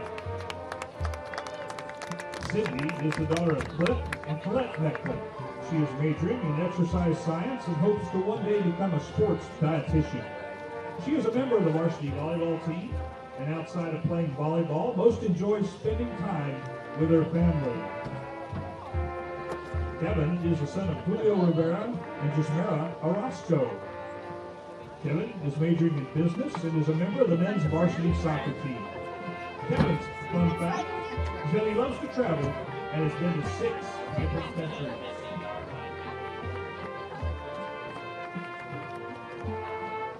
Now it is time for the King and Queen candidates. Our first pair is Leah Starnes from McChesney Park, Illinois, and Matthew Barker from Holden, Missouri. Leah is the daughter of Jeff and Debbie Starnes. She's majoring in nursing, and she is a member of the CMU Co-Ed National Champion Shoe Team and Zeta Psi Lambda. Matthew is the son of David and Trish Barker. He is double majoring in criminal justice and psychology. He is a member of the Eagle Envy Dance Team, the Association of Student Athletes, president of Alpha Phi Gamma, sweetheart of Zeta Psi Lambda, and serves as student ambassador and a resident assistant. Next up is Hannah Redding from Kansas City, Missouri, and Bobby Nichols from Detroit, Michigan. Hannah is the daughter of Chris and Carla Redding. She is double majoring in criminal justice and psychology. Hannah is a member of the Eagle Envy Dance Team, Kappa Beta Gamma, and NSLS. A fun fact about Hannah is that all of her pets are named after food.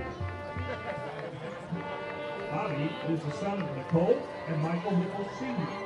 He is majoring in sports management. Bobby's a center fielder for Central Methodist baseball team and broke the single-season stolen base record while playing last year. Next, a round of applause for Shay Luby from Hillsboro, Missouri, and Joseph Slattery from Pensacola, Florida. Shay is the daughter of Jeff and Mary Luby. She is majoring in nursing and is a member of the varsity volleyball team. Shay may be a senior, but she claims she does not want to be an adult and is not ready to graduate. Joseph is the son of Kevin and Lindsay Slattery. He is majoring in social science education. Joseph is a dual athlete and is a member of the both football and track and field teams. Joseph's fun fact is that he has been surfing for 15 years.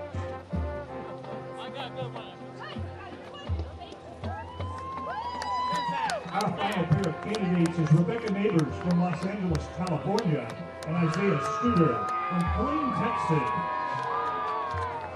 Rebecca is the daughter of Bill and CJ Neighbors. She is double majoring in criminal justice and psychology. Rebecca is a member of the varsity volleyball team and was a ballerina for 11 years before she started playing sports. Isaiah is the son of Jason Studer and Amanda Hutchison. He is majoring in marine biology. Isaiah is president of Delta Sigma Psi, a member of the Marine Biology Club, has played football at Central for 3 years, and is now a member of the Central cheer team.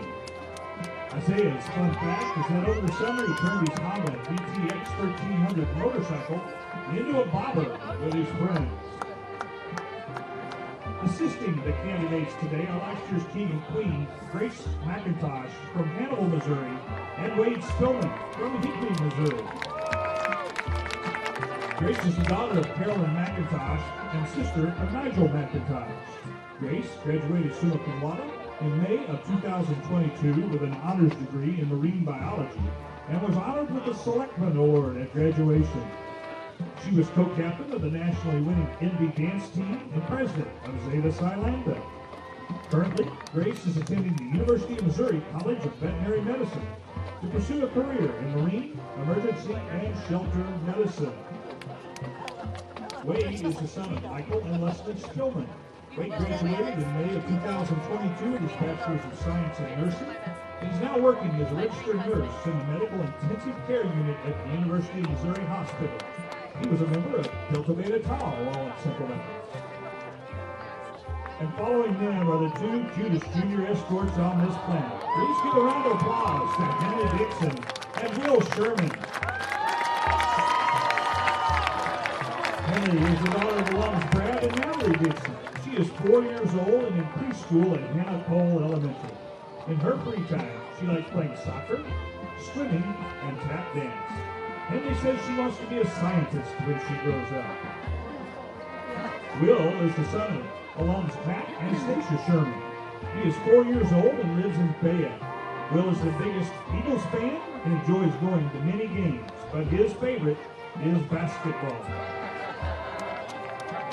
Ladies and gentlemen, one final round of applause for your 2022 CME Homecoming Book.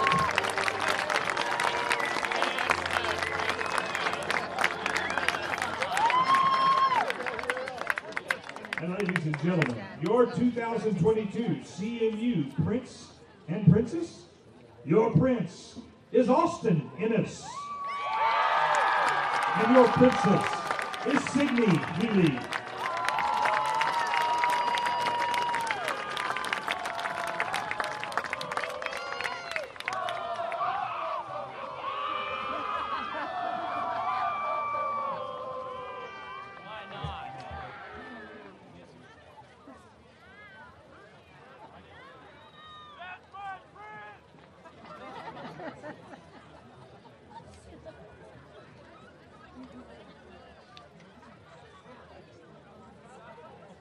And now, ladies and gentlemen, the moment we've all been waiting for, please welcome your 2022 Central Methodist University Homecoming King, Matt Parker. And his queen, your 2022 Homecoming Queen, Leah Stein.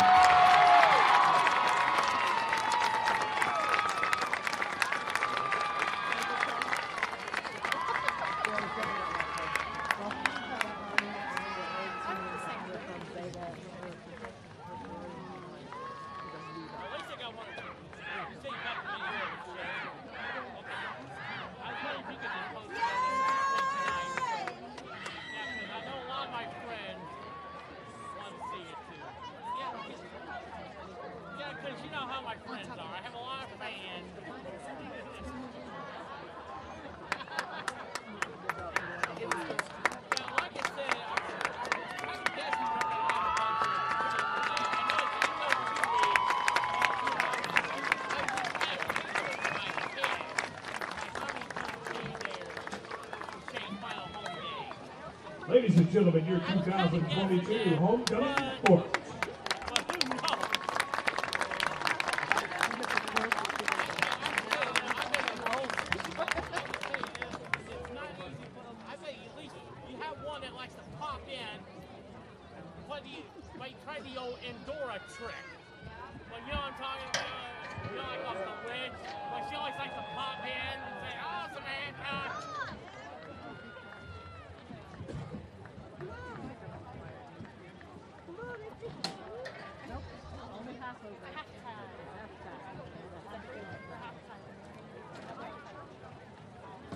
get to root again. Yeah.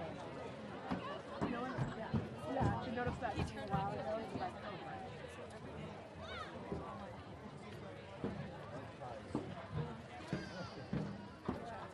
I'll check the register.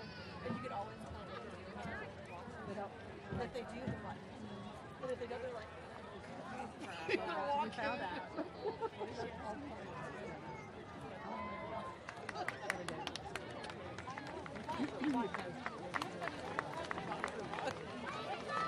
Ladies and gentlemen, congratulations. You're our homecoming court. It's like four something this morning. Yeah. I was still happy to see her come on.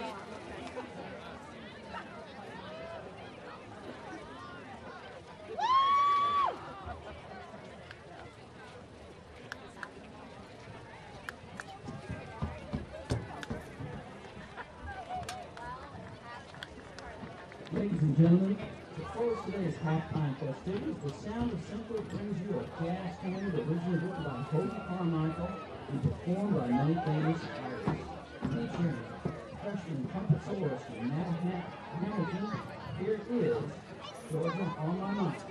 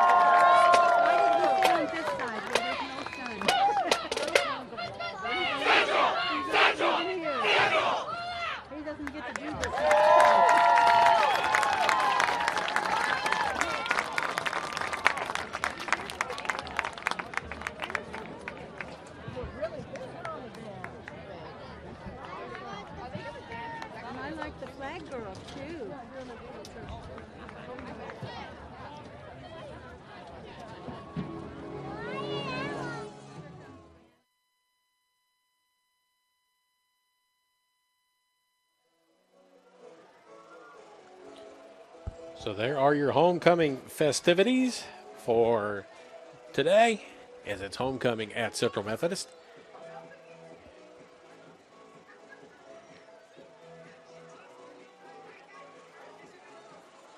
Get the information back up, 17-7 at the half. Have some halftime statistics for you that we can share as we've got the last couple of minutes before the second half gets underway.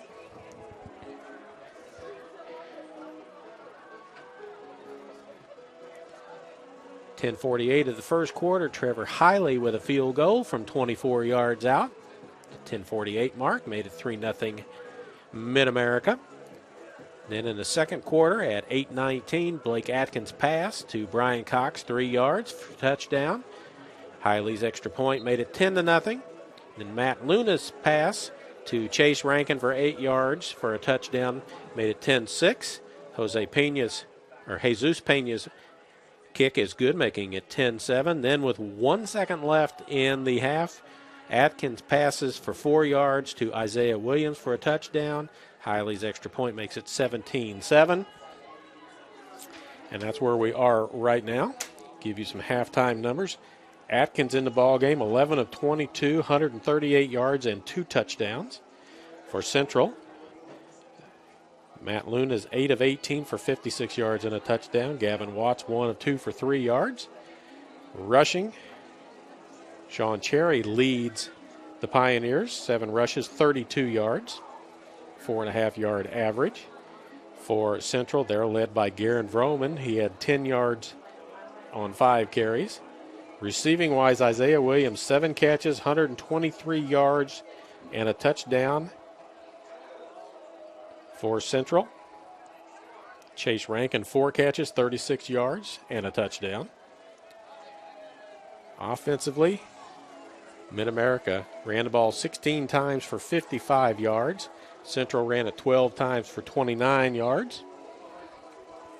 Passing yardage, MidAmerica with 138. Central with 59, so that makes a grand total. MidAmerica had the ball 38 plays, 139 yards.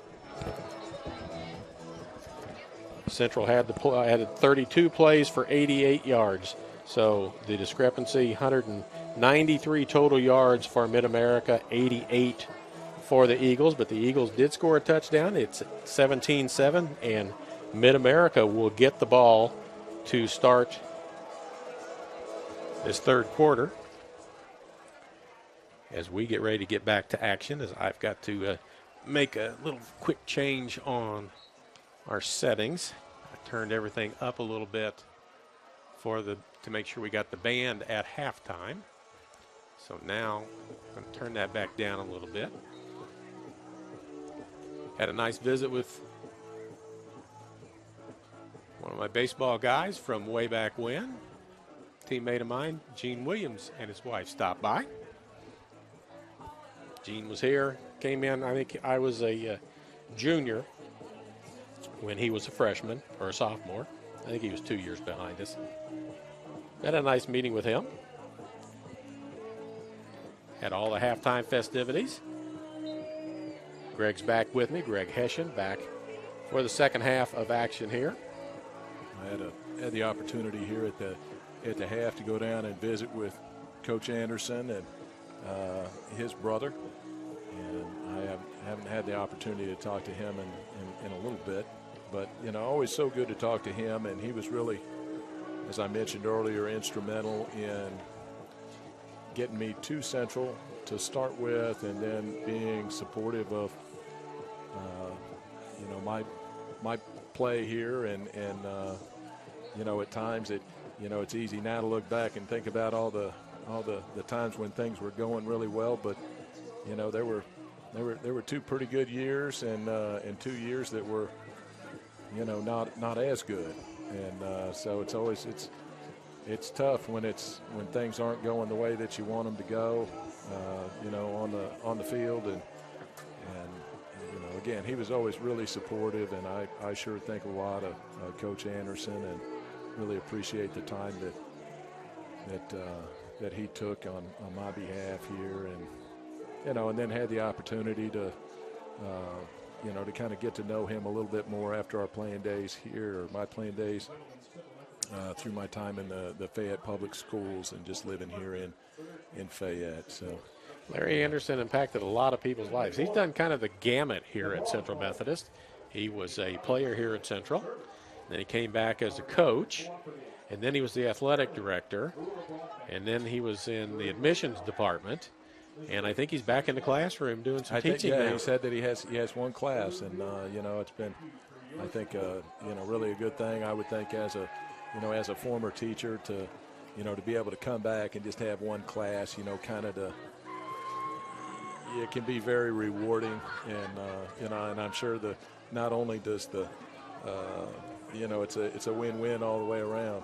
The kids are getting the benefit of a really great instructor there, and then he gets to kind of keep his hand in there as far as the teaching goes. So and that's one of the things about Central. The band at halftime, under direction of Skip Vandelik and Steve Litweiler. There's over 80 years of band directorship between those two gentlemen. Oh, and they do a fantastic job, and I had the opportunity to work with Skip for several years, and just really think a lot of him and his programs that he's been able to guide both at the high school level and then at the college level as well. And I know Steve Litweiler was over in Boonville. Was in Boonville, all my kids had him for band in high school. Bunch of success over there, and just a really nice person. So we're getting ready to start second half. Kick underway in the air, fielded, run back to the sideline and taken down there.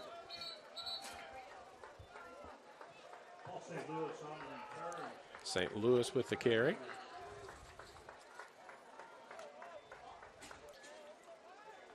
Like 36 Kelton Whitehead on the tackle there, and really did a good job of wrapping him up and getting him to the ground. And hopefully we'll come out with a good stop here with the defense to start with and get some of that momentum that they had back when we scored the touchdown. So Blake Atkins at quarterback. Handoff coming this direction.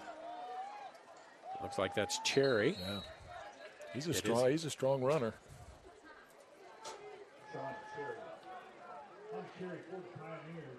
And he's a freshman. Wow. From Waxahachie, Texas. You're not going to bring him down with just a one arm, kind of arm tackle deal. He's gain of 6, 2nd and 4. See if they make a commitment to run or whether that was just to start the period off. Quick pass out in the flat. Enough for a first down. Ripping at the football, but not getting it out of there.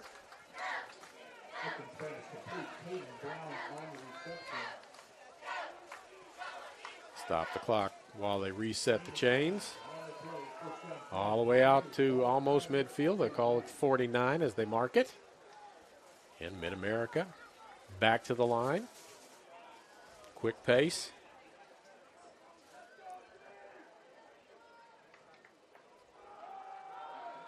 Cherry again up the middle to the 45 in Central territory. It's a gain of 6. Be 2nd down and 4. Looks like they're staying with the up-tempo kind of pace here that they had some success with. Receiver on this side is just about offside. No flag going. There's Cherry with another run. They're going to say he's down. Ball came out, but that's after he made contact with the ground. So it'll be 3rd down and about 2 for the Pioneers. 42-yard line. 43-yard line. They got to get to the 41.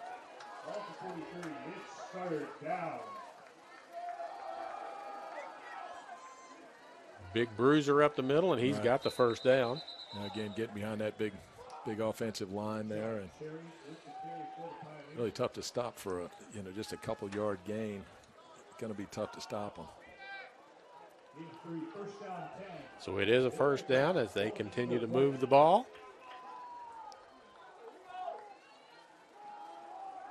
Another pass out into the flat.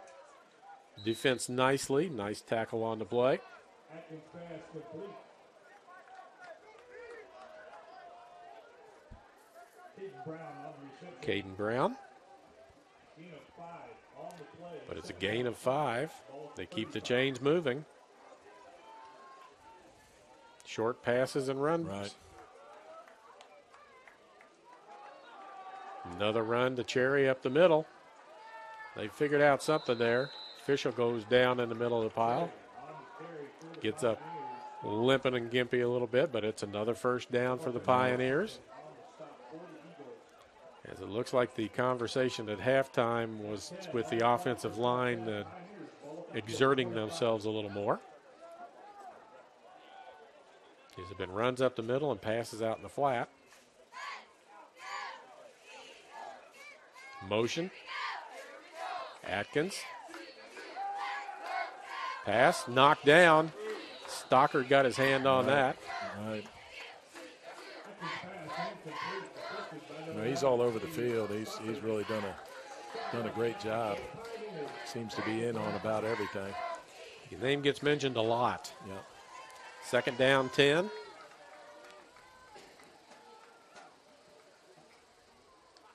$11:47 to go. Cherry on a sweep. Gets inside, tripped up. Otherwise, he was going to get a lot more than that on that.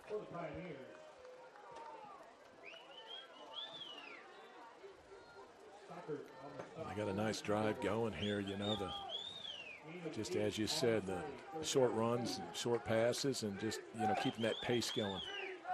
And controlling the ball and the clock with the lead. Atkins pulls it out, bulls his way to a first down and more.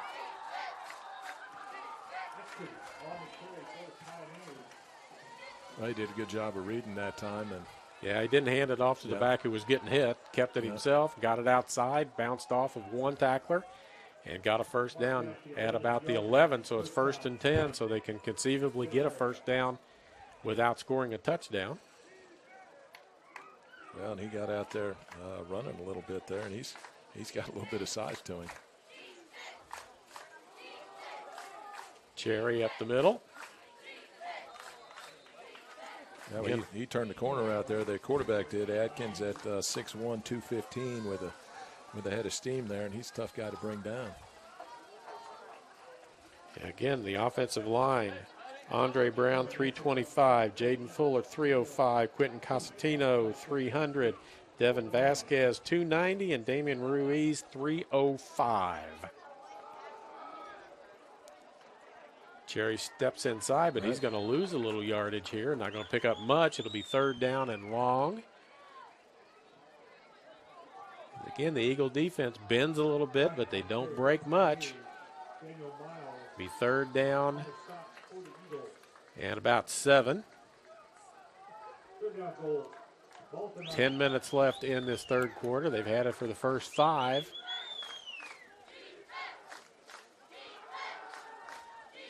Into the end zone, tipped in the air, and almost intercepted. Wow. As you had 2 Central players, you had Stockard climbing the back of one of his teammates trying to get that tip pass, and we've got players down in the end zone. An Eagle player down.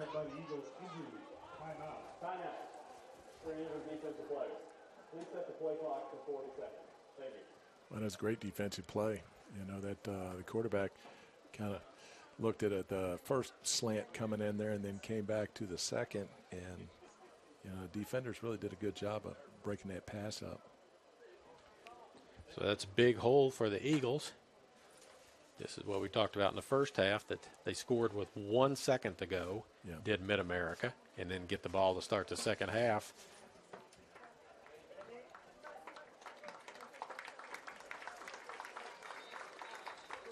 That's Stockard. That is Stockard. Yeah. Up and running off. Yeah, running off. Good sign for the Eagles. Yep. I'm sure on my stat sheet somewhere it will tell me how many tackles he had in the first half, how much he was involved in. Looks like Mid-Am's going to kick the short field goal here, or short field goal attempt.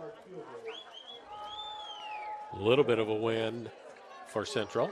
Be a big win if he misses it, but Hiley hasn't missed much. No flag. Kick on the way, and it just sneaks inside the right post. 20-7 now in favor of MidAmerica. So they take the opening kickoff of the second half. 9:44 to go, so they had it for 5 minutes and 16 seconds, and it capped off with a 3-point field goal. Well, it's really important now that the offense comes out and answers, and keep yourself in the game. Yeah, you can't go out and have a 3 and out and turn the ball right back over and have your defense go right back out there again.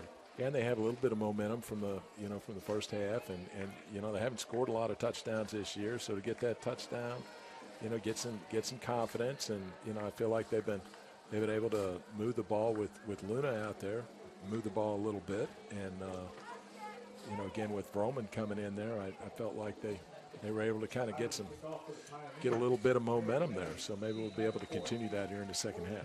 Hiley to kick off. Massaquoi and Mays back, standing at their own 15. A little pop-up. Fair catch called and taken at the 25.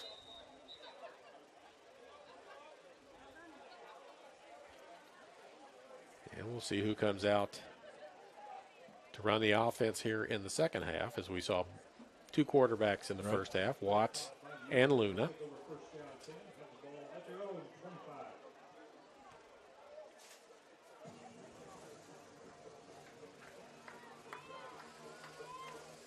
And it is Luna coming out.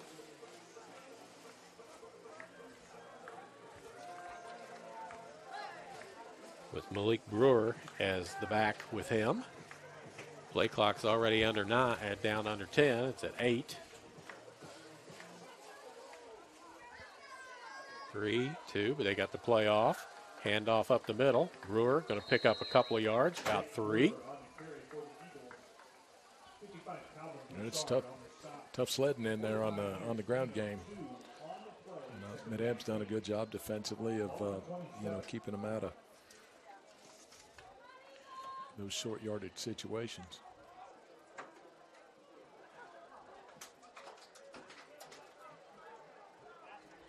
Central only averages about 45 yards rushing per ball game, and that's about the pace they're on. Second down and 8. Luna guns it. Pass completed. Nice. A.J. Allen out of bounds. Right on time. As soon as he comes out of his break, the ball's right there. Tackle by Sow on the play. It'll be 3rd down and 2, so it's a much more manageable number now. 3rd down, 2 for Eagles. Ball at the 33. Be back here in 3 weeks, I believe. Next week is a week off for the Eagles. And then they're at number 10 Benedictine, and then at Missouri Valley, and then back here on November the 8th, take on Baker. And I'll leave the broadcast booth for that and head up to Puckett Fieldhouse for a basketball game. Nice run. Brewer, that is about their best run of the ball game. Absolutely, and right up the middle as well. So. Coming up on 8 minutes to go here in the 3rd quarter. I think at night there's a women's basketball game against Missouri Baptist up at Puckett Fieldhouse. Interesting to see what Coach Davis has in store this year after a Final Four run last year. Yeah, an awful good team, and you talked about earlier how many of the programs are really just doing well. Yeah, and there's Luna back, quick throw out, incomplete, I think. Yep, it's incomplete. Yeah, well, I talked about this from time to time. Last year you had football qualify for the first time ever, NAIA playoffs. You had volleyball qualify for that. You had men's and women's soccer both qualify for the national tournament. You had men's and women's basketball both qualify for the national tournament. You had baseball qualify for the national tournament. So did softball, and I know there's cross country. And I look back at Jay Sean. There's probably track people that made it and cross country people. So it's just been it was a wonderful year. And they didn't win the Commissioner's Cup last year, which is amazing. Luna's just going to gun it as far as he can, and there's a tug on the shoulder. Well, there's a little bit of justice because I'm pretty sure I saw a big tug in the backfield by one of the offensive linemen grabbing some jersey. Unfortunately, it's not a spot foul, but it will be a 15-yard penalty and a first down for the Eagles. Well, and for the mid-am player, I mean, it was really a foolish penalty in the sense that I don't know that either one of them was going to get to the ball. Yeah, and you know, you And- get and away real with doing obvious, yeah, real you get obvious away with a penalty. lot of stuff, but when you change the direction Yeah. that they're running, that Yeah. that tends to get somebody's attention. Yep. But, you know, fortunate and, you know, for the Eagles to kind of keep that drive going.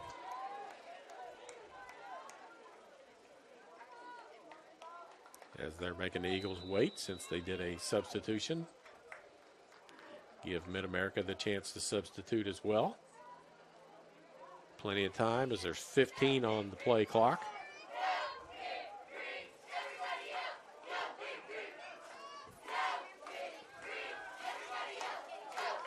Oh, almost a nice catch, but just a bit too far out in front of A.J. Allen. A good throw, and you know I think Luna's really done a good job, but particularly with the, you know, the short to kind of mid-range passing that he's doing, and you know that helps open up the run game, and then you know vice versa as well. When they have a little success that way, then the pass game gets going a little bit. So Blackman and Irwin check into the ball game on this second down 10. With 7:22, we're coming up on halfway through. We are halfway through this quarter, and Central's had the ball for about 5 plays. Luna across the middle. Nice catch by Quezada.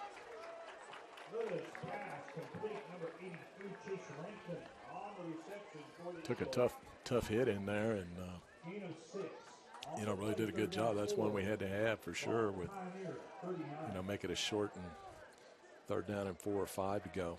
Quezada is the leading receiver on the team. He had 13 catches coming into this. Third down and about 4.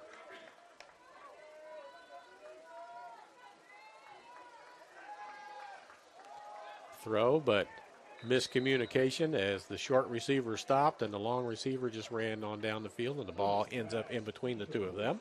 Right. Well, you're definitely in a spot here where they're, I would think, are going for it. As you look, you're down 20-7. Right. They just had the ball for 5.5 minutes. He went for it on 4th and 1 early in the ball game. Didn't make it. 4th and 4. Blackman in motion, reverses. Roll out this way. Looks, receiver falls down. And the pass is incomplete, and the ball will go over on downs. Receiver ended up on the ground, not where he was supposed to be. And the defense back on the field. Yep. Yeah, and Mid-Am showed in the earlier drive there that they're going to hang on to the football and keep running it at you until you can stop it. And, you know, we were able to slow it down a little bit. As we talked a little bit in the first part of the ball game, Central's defensive line is not very big. MidAmerica's offensive line is. Here comes a little pitch sweep to the side. Oh, and wow. Blown up on that play. Yeah, that was a big hit. Right on Keyshawn Wilson with the leveling tackle. Yep. He was not the first contact, but he was the last contact. Gain of 2, tough 2, second down and 8. Well, that gets your defense, you know, you get fired up on that as well. And there's Cherry off the right side. Loses the football. Central says they have it. And they do. Fantastic. Coming out of there with the football was Cameron Essick.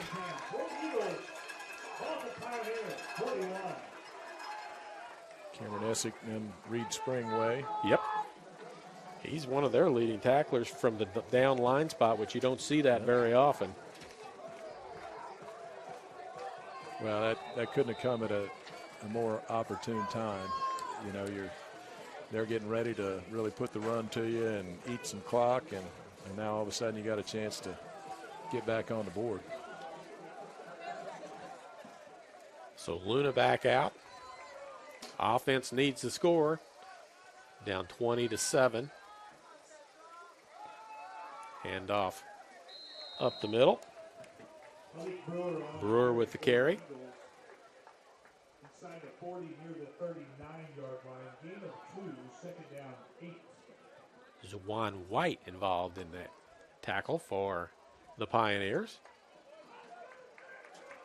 3 receivers to the right, 1 to the top of the screen. Brewer in the backfield with Luna.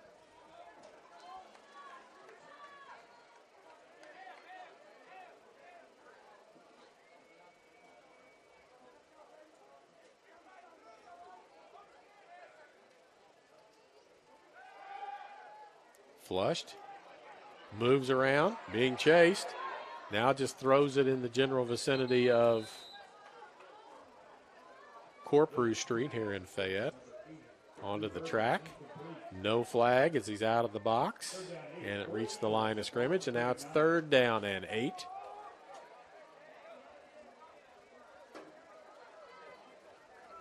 Again, kind of two play, 4-down territory here, where if you can get half of it or something right off the bat, then give yourself something manageable on that 4th down play.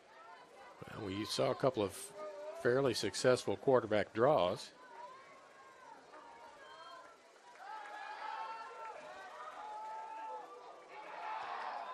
Almost picked off by Sal. He just kind of undercut that, and actually our receiver there did a good job of.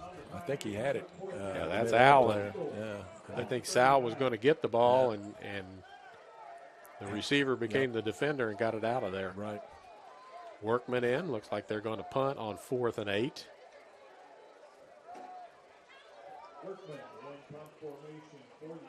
Again, he has thrown out of this before. And he's going to throw again if he gets a chance. He does get a chance. He does throw, and it's intercepted. But if they tackle back there, it's the same as a punt. Run out of bounds. Isaiah Williams, who was the deep man waiting for the punt, ends up with the interception. Nice run back. Defense back out. Defense needs another turnover. Right. They've scored 2 touchdowns this year, has the defense, plus 1 by the special teams. Might take some of that here to get the Eagles back in the ball game. 4:48 left in quarter number 3. They've brought in some bulk. Bring in a tight end, 18, Brian Cox, big boy, and he's on the line. And it looks like that'll be enough on the run.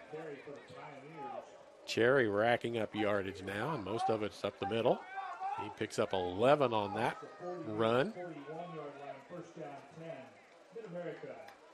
Right back to the line.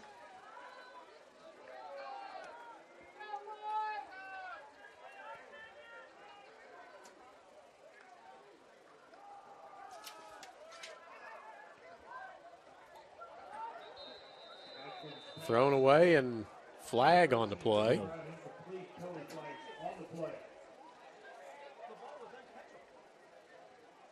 I think they're going to call holding on the defense. 10-yard penalty from the previous spot. Automatic. First down. I think they got the hold before the uncatchable pass. Yeah. So he threw it out into the track out there.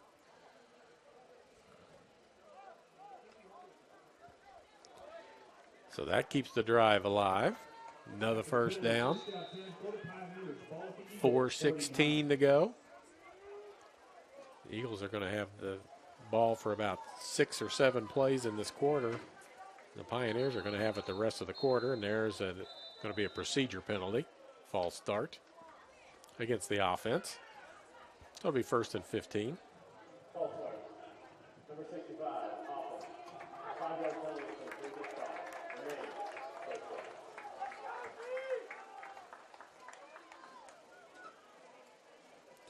one of the oddities that I don't know that I've heard too much about, you were an All-American place kicker here, and Mike Nichols was an All-American punter at the same time.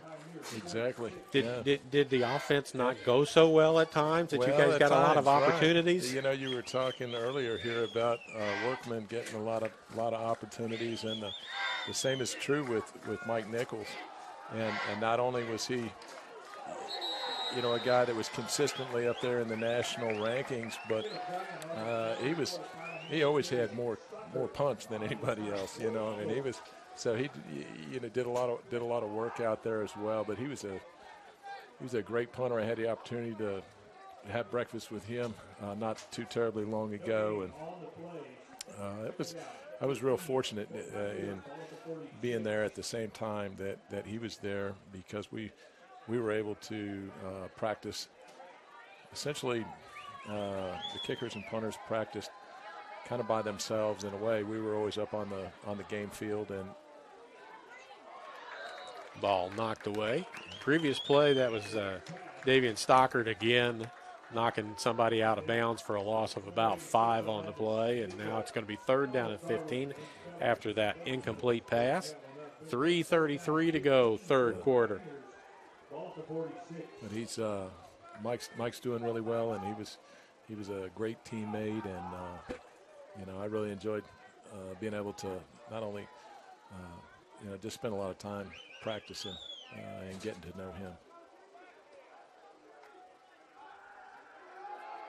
Atkins fakes, guns to the sideline, caught, short of the first down, but it's going to make it 4th down and about 4. You got a 13-point lead, 3 minutes left in the third quarter. I suspect you go for it. Yeah, he really fired that thing out there. That was it's a pretty long pass, going out to the sideline out there, and really had some.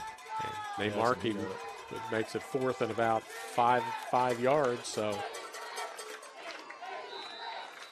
and we got a whistle blowing, and we got a timeout call by MidAmerica while they want to talk about it a little bit. They may rethink this one a little bit.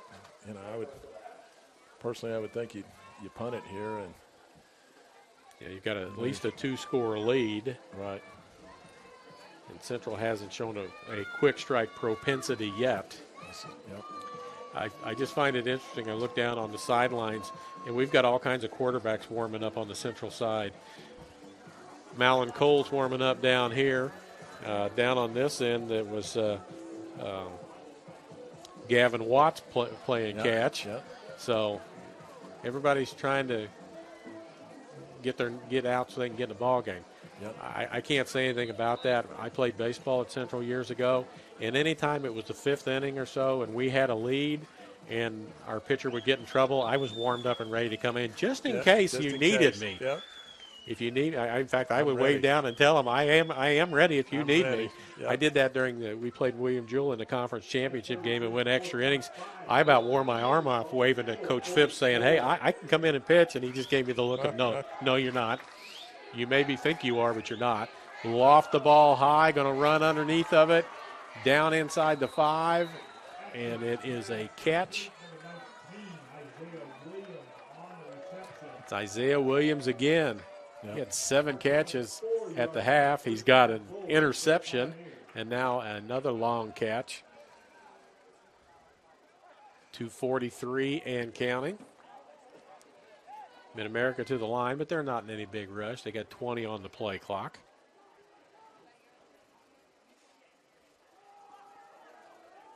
Up the middle. Quarterback signaling touchdown as soon as he handed the ball off, and it is.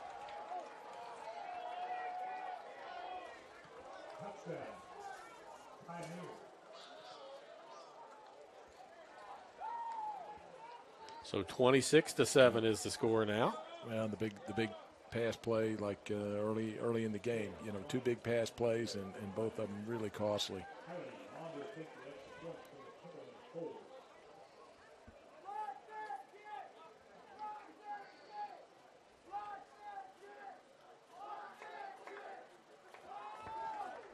Kick is on the way and good. 27-7 is the score now, with 2:27 to go in this third quarter of action.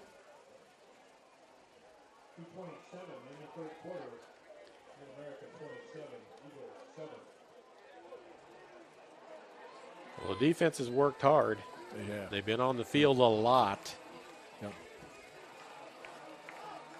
But that's kind of the way the season has gone for the Eagles. It's been the defense leading the charge and the offense just kind of scuffling along, doing the best they can, which sometimes doesn't lead, as they started the season off being shut out the first 3 games. Yeah. So, and all that weighs on you as a player. It does. And you know, we had some really tough years in the years that I played at Central. And it's difficult. It's difficult as a player. It's, you know, I know as a coach it's difficult. And well, I don't know if you ever had to go through not scoring a lot of points, kickoff short, going to be fielded and run. But I would think as a place kicker, when you know your team's not scoring a lot of points, that's a lot of pressure on you to make sure you make your kick, because there's not a lot of chances to score. There's not, yep. And that, you know, I was fortunate at times, and then, you know, other times,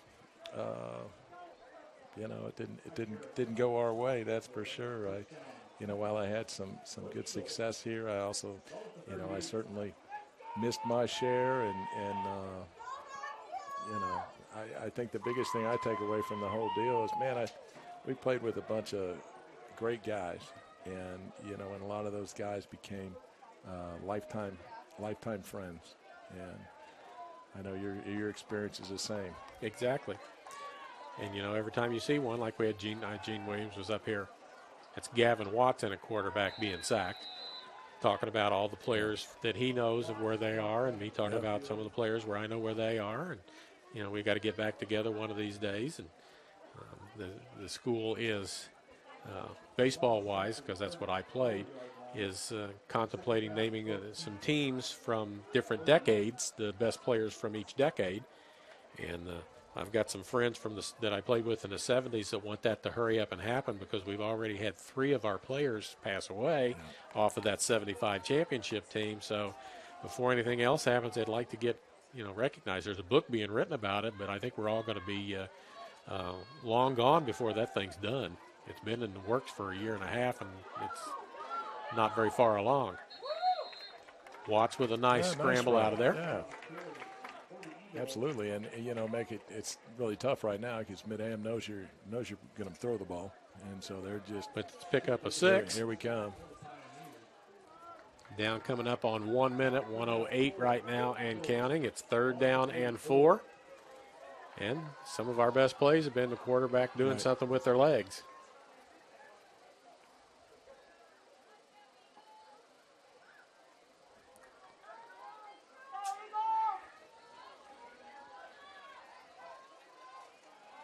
Watts looks left, throws outside, caught. Really nice catch out there. I think that's Brewer. Yeah. Out of the backfield catches that, and he'll turn it into a 1st down. You know, and had a guy right there on him, and did a nice job of getting 2 hands there, catching the ball, and then spinning away from him. Nice little game.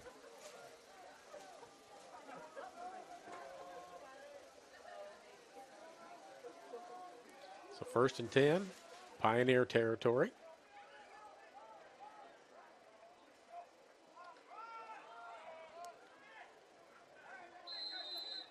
Brewer again, picks up a couple more.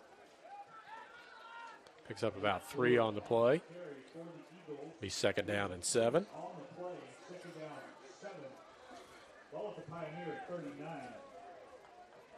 And that's the end of the 3rd quarter, with a score 27-7.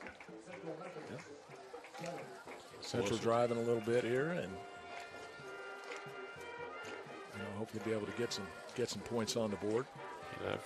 I've got friends that say there's no such thing as a moral victory, and I say sometimes there is. And a score here is a moral victory that you can build a little bit on, because it's going to get tough. I mean, you got some tough teams coming up. You got number 10 Benedictine as your next, and there's no one in the Heart who is not good anymore. I mean, this is the first time I've looked at this. There's 3 teams in the top 22 in the Heart. And I'm sure there's some that are receiving votes as well. I mean, you start off the season with the number 2 team in the nation with a whole new staff of players, a whole new roster, and it showed. But you take that game out, and they've all been fairly competitive. Well, anytime you have a defense that's going to limit the other team, I think you mentioned earlier that they're averaging against 20-some points a game, 22 or 3 points a game against, that's giving you a chance, giving you a chance to get out there. You just got to put some points on the board. And you take the first game out of that mix, and it's 16 points a game, and I think there'd be a lot of coaches that would be happy with a defense that gives up only 16 a ball game in this era. Pass is a little bit behind the receiver. Rankin couldn't reel it in. It will be 3rd down and 7. 14:55 left in regulation. I've learned over the years not to say in the 4th quarter because you never know if it's going to be over or not. Did a high school game not long ago that ended up 59-58 in overtime. Oh, wow. And the team that won in overtime gave up a touchdown on purpose with 1 minute and 40 seconds left. They made them down 8. They scored and made the 2-point conversion and got it to overtime. Watts, rush, blitz comes. He's going to try and step out, but he's not going to make it very far. He's pushed out of bounds. By number 10, Trey Matt Pledger.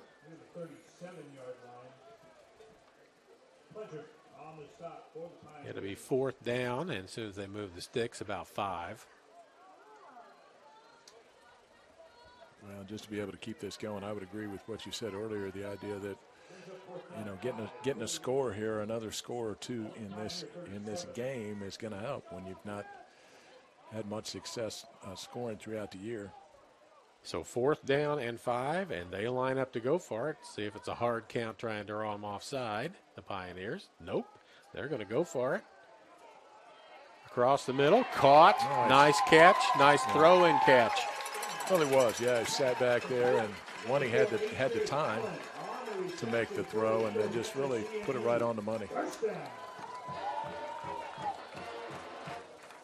That's A.J. Allen with the catch. Move the sticks just inside the 20-yard line, down to about the 19. 1st down.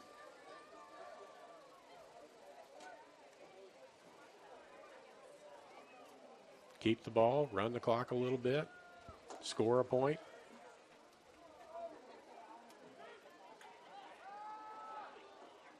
To the end zone.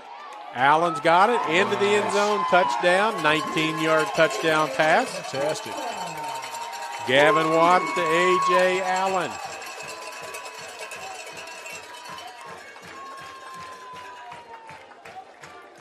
Here comes Jose Pena in for the extra point. He is a senior out of Brownville, Texas.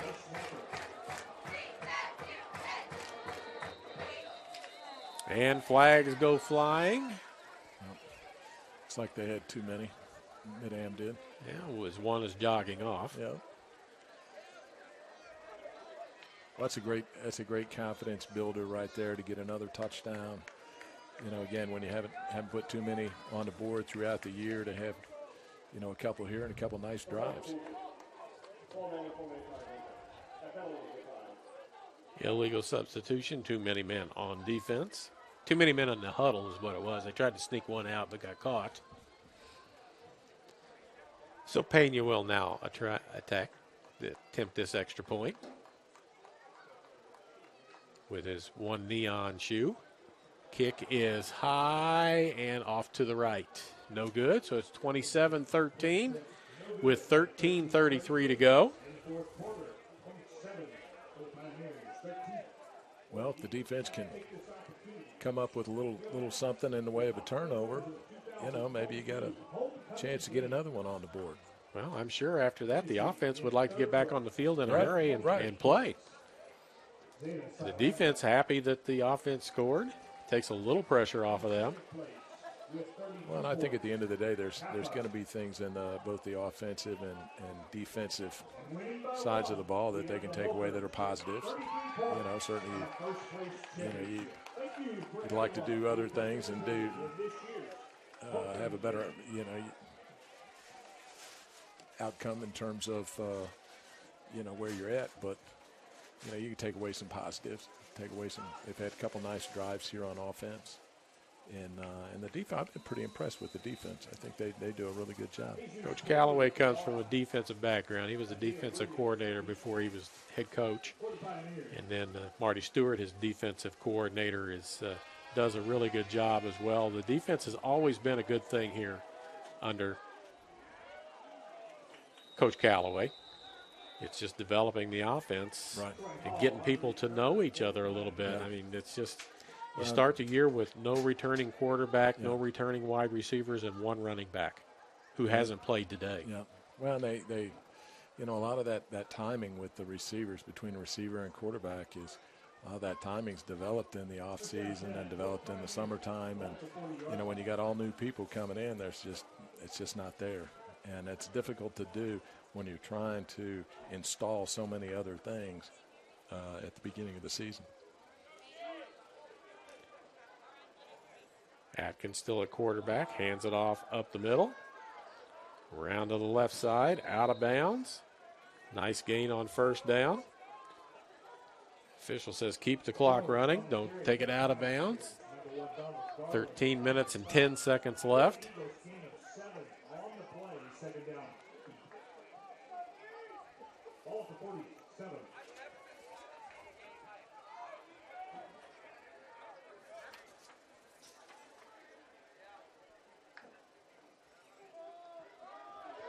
Wow, great play. That's Kentrail Jones with the carry.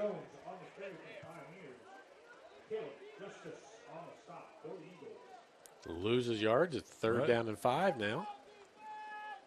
There you go. There's a big play here. You know, you got 12 and a half minutes left.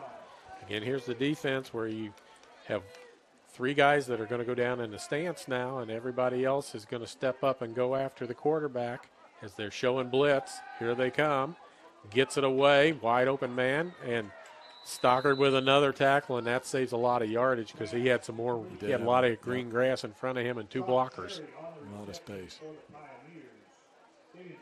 You know, and they have credit to Mid-Am. They have been able to, at key times, find an open guy out there. They've been able to do a good job of that. A couple longer plays. Yeah, Atkins has done a nice job of running this offense. Hands it to Cherry. Stacked up, taken down.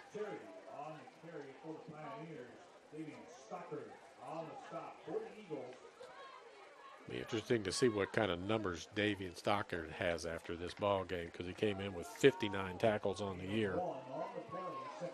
29 solo, 30 assisted. 2nd and 9. Clock continues to run. Mid-Am not interested in stopping it. Lofts the pass again, but this one's going to end up out of bounds.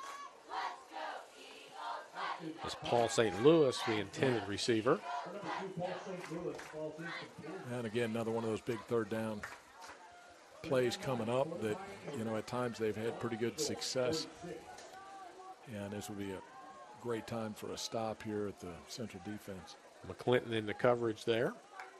3rd down, 9, trying to get an offsides penalty with a hard count. Looks back over, still has 15 on the play clock. Not in any hurry.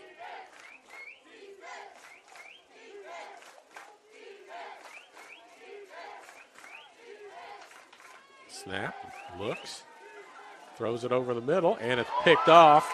Nice. Come on.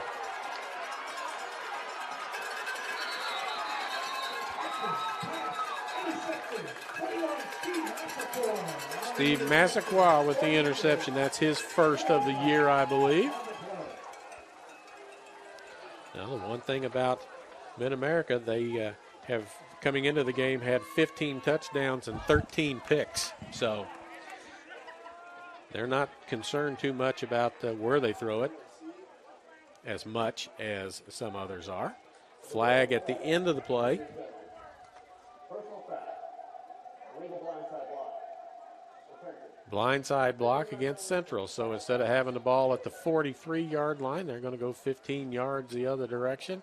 And it'll be down around the 38-yard line. 37. See where he ends up putting the ball down. But a turnover after a score, so a chance to put some more points on the board. Right.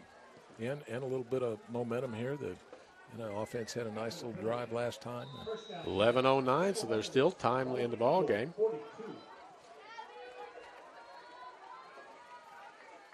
Watts back in at quarterback after the touchdown pass in the last series. Hands the ball off to Brewer, who's going to pick up 3 on the play. Brewer off the carry for the Eagles. Marked out the Eagle 45-yard line. Gain of 3 on the play. Second down, 7. 2nd down and 7. Watts talking to his wide receivers. Allen and Rankin have been the preferred receivers today for the Eagles. They're both out to the top of your screen.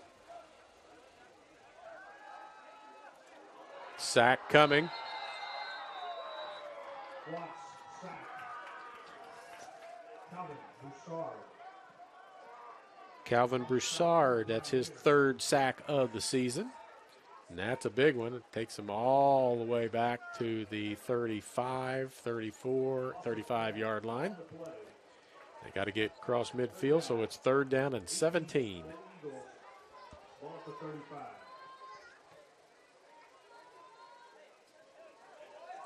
Last week's ball game, Central had the ball inside the opponent's 20-yard line with a chance to kick a field goal and tie the game up. Wanted to take one shot at the end zone, and that ended up in a sack with no timeouts, and the clock ran out. The one thing you couldn't do was take a sack, and that's what happened. The incomplete pass will make it 4th down. Well, I think the unforced penalties have, really kind of. Yeah, could have had the ball in plus territory, right, and right off the bat, you're in a bind, and and that's something that comes with experience as well. Is just being able to.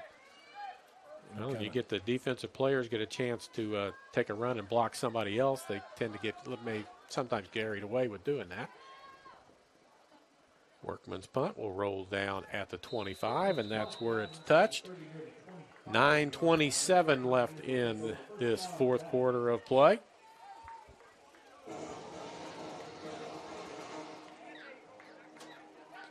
Looking at high school scores each week, I'm just amazed at the number of points high school teams can score. And I always have to look, is that 8-man football? Nope, it's 11-man football. 70 points is not out of the ordinary anymore. Well, and those high-scoring games on both, on both sides. You have 45-43 game, that kind of stuff. 59-58. Yeah. 52-52 at the end of regulation. Yeah. Well, the offenses have just really, expanded from the time when we were playing, and of course, so much more passing and so much more of an attack kind of a mode there on offense that we didn't used to see. Although you and I were talking about how in the 70s there, the mid 70s, that Central had quite a. Yeah, they had Bill Holmes, who was called a madman at the time, but he was about 40 years ahead of his time. He was buddies with Don Coryell, who invented a lot of that stuff, and they got pretty good friends. And in fact, Holmes went out and spent 2 weeks with Coryell and learned everything he could learn about how to run that offense and brought it back here. Well, I would have liked to have been able to see some of those games. They really threw the ball around a lot, like you said, way ahead Tom Stein. Way ahead of their time. Tom Stein, I'm sure, had to soak his arm afterwards because he'd throw it 60, 70 times a game. There's a running play. That's Cherry, and he's taken down Joseph Slattery with the tackle. And I think we're going to see a steady diet of runs here from That's a Mid-Am. Just Well, why not? That's first down, and it's going to run time off the clock with just under 8 minutes to go in the ball game. Yep, on the road, be content just to keep running the ball and keep running the clock.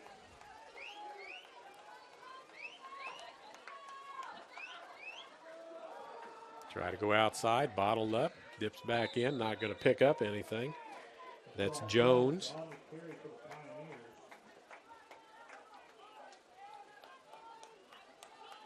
The linebackers and D-backs get to the ball in a hurry on this when you try and go wide on them.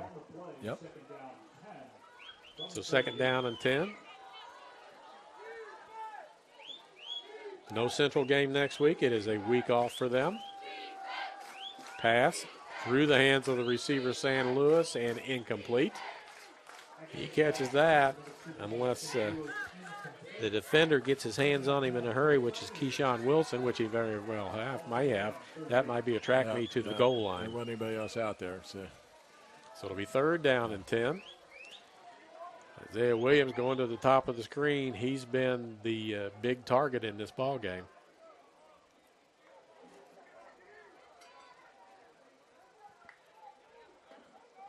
Going to hand it off up the middle. Get a couple of yards. Keep the clock running. Punt the football.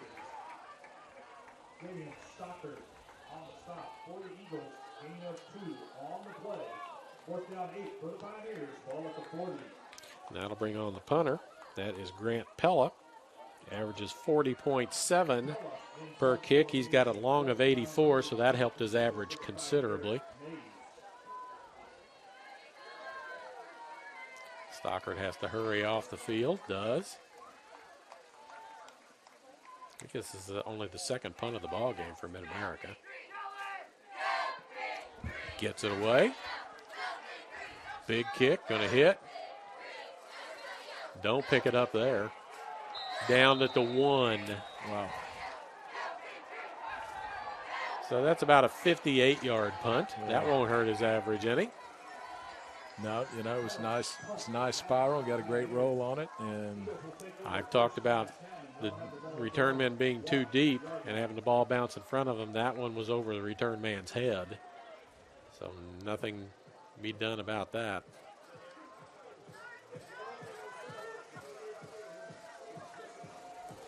And next and last home game for the Eagles on November the 12th when Evangel comes, and that will be the last time I think we will see the Evangel Valor. Right. They're headed to the Kansas Conference. Right.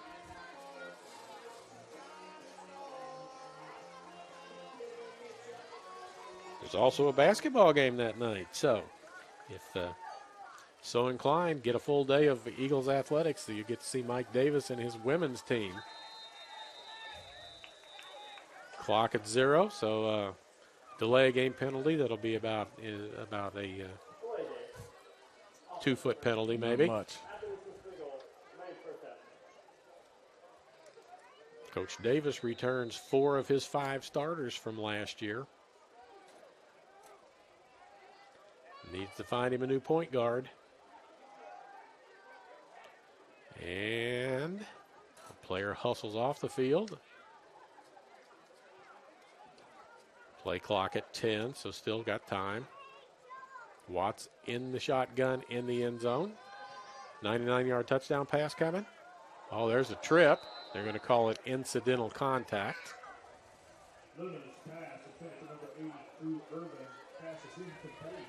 It's intended for Irvin. Be second down. Yeah, it's a tough spot. You're on about the half-yard line down there, and there's just a tough place to be. And ideally, you're get enough yardage to give yourself some room. Give your punter, because earlier in the year he punted from the end zone, and it got blocked for a touchdown. 5:07 left in the game. Second down and 11 after the penalty, the 1-yard penalty. No holding in the end zone. Flushed, throws it away. and gets it out of there, and they won intentionally grounding. Saying he was not out of the pocket. That's what the mid-am side is saying. The official says, no, incomplete pass. It'll be third down. I don't know if you watched any of the Lady Eagle basketball games last year, but they have a 6'5" center. Oh, really? From Canada. Nice. And they have a 6'3" forward from New Jersey on the floor at the same time, plus a 6'1" guard from Belarus. You know, that's one of the things that has changed a lot since our day here. You know, just I think the exposure through the social media and just you know, being able to make connections with players from a lot broader range. That and the transfer portal has changed the way sports are run these days. Allen makes the catch. Flag on the play. Nope. He used his hands a little bit to gain some separation, and he makes the catch out at the 32-yard line. Yep. So, but I know that Mike Davis has a transfer from Georgia Tech in. That may be his point guard. He's picked up a couple more 6'1", 6'2" girls. He's got a 6'2" girl off the bench. So he loses his point guard, but that was it.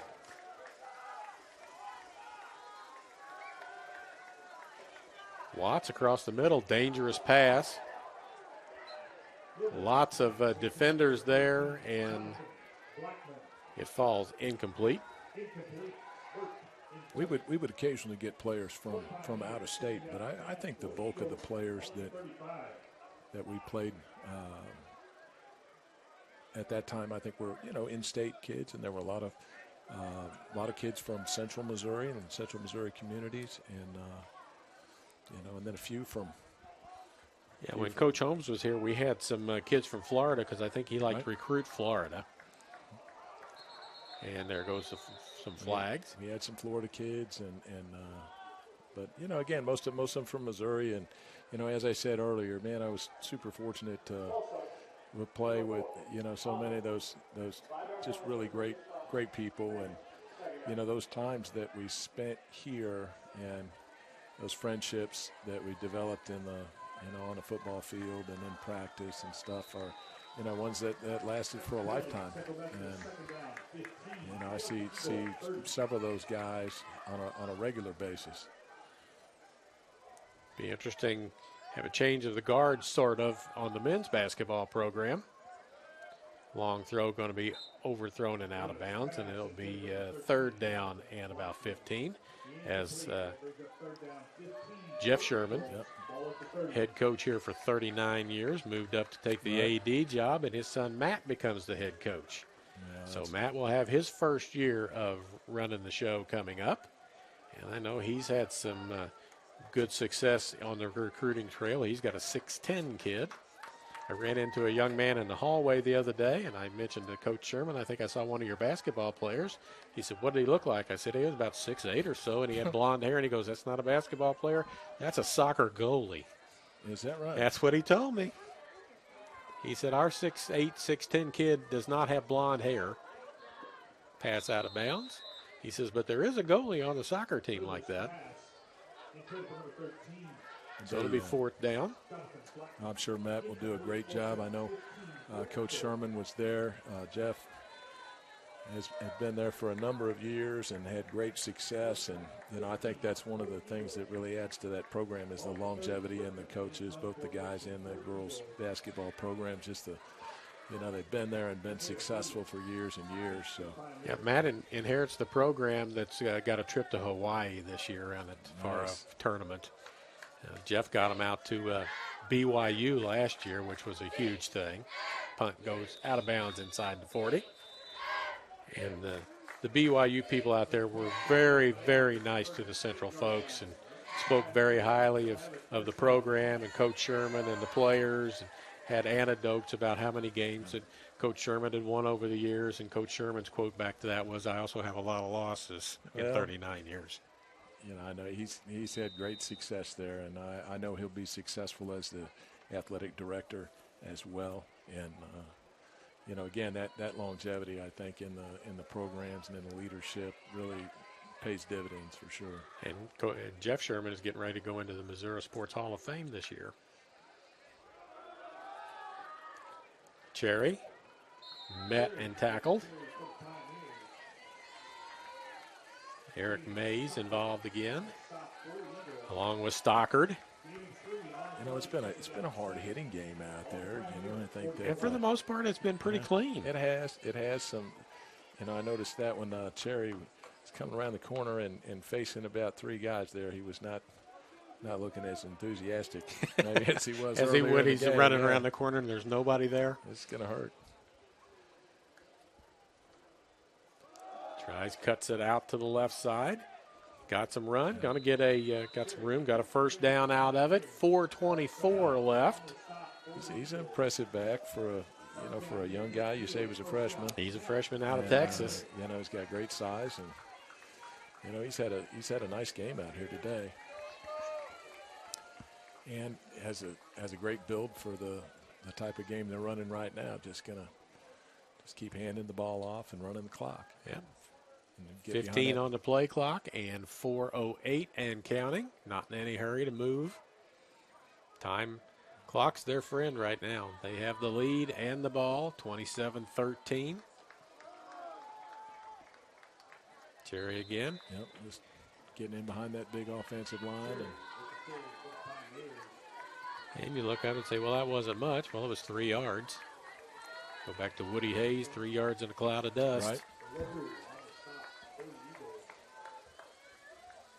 You know, I think we had talked about earlier, I think there are going to be some things that you can take away in this game, both offensively and defensively, that are steps in the right direction. And, you know, haven't been able to they put it all together yet, but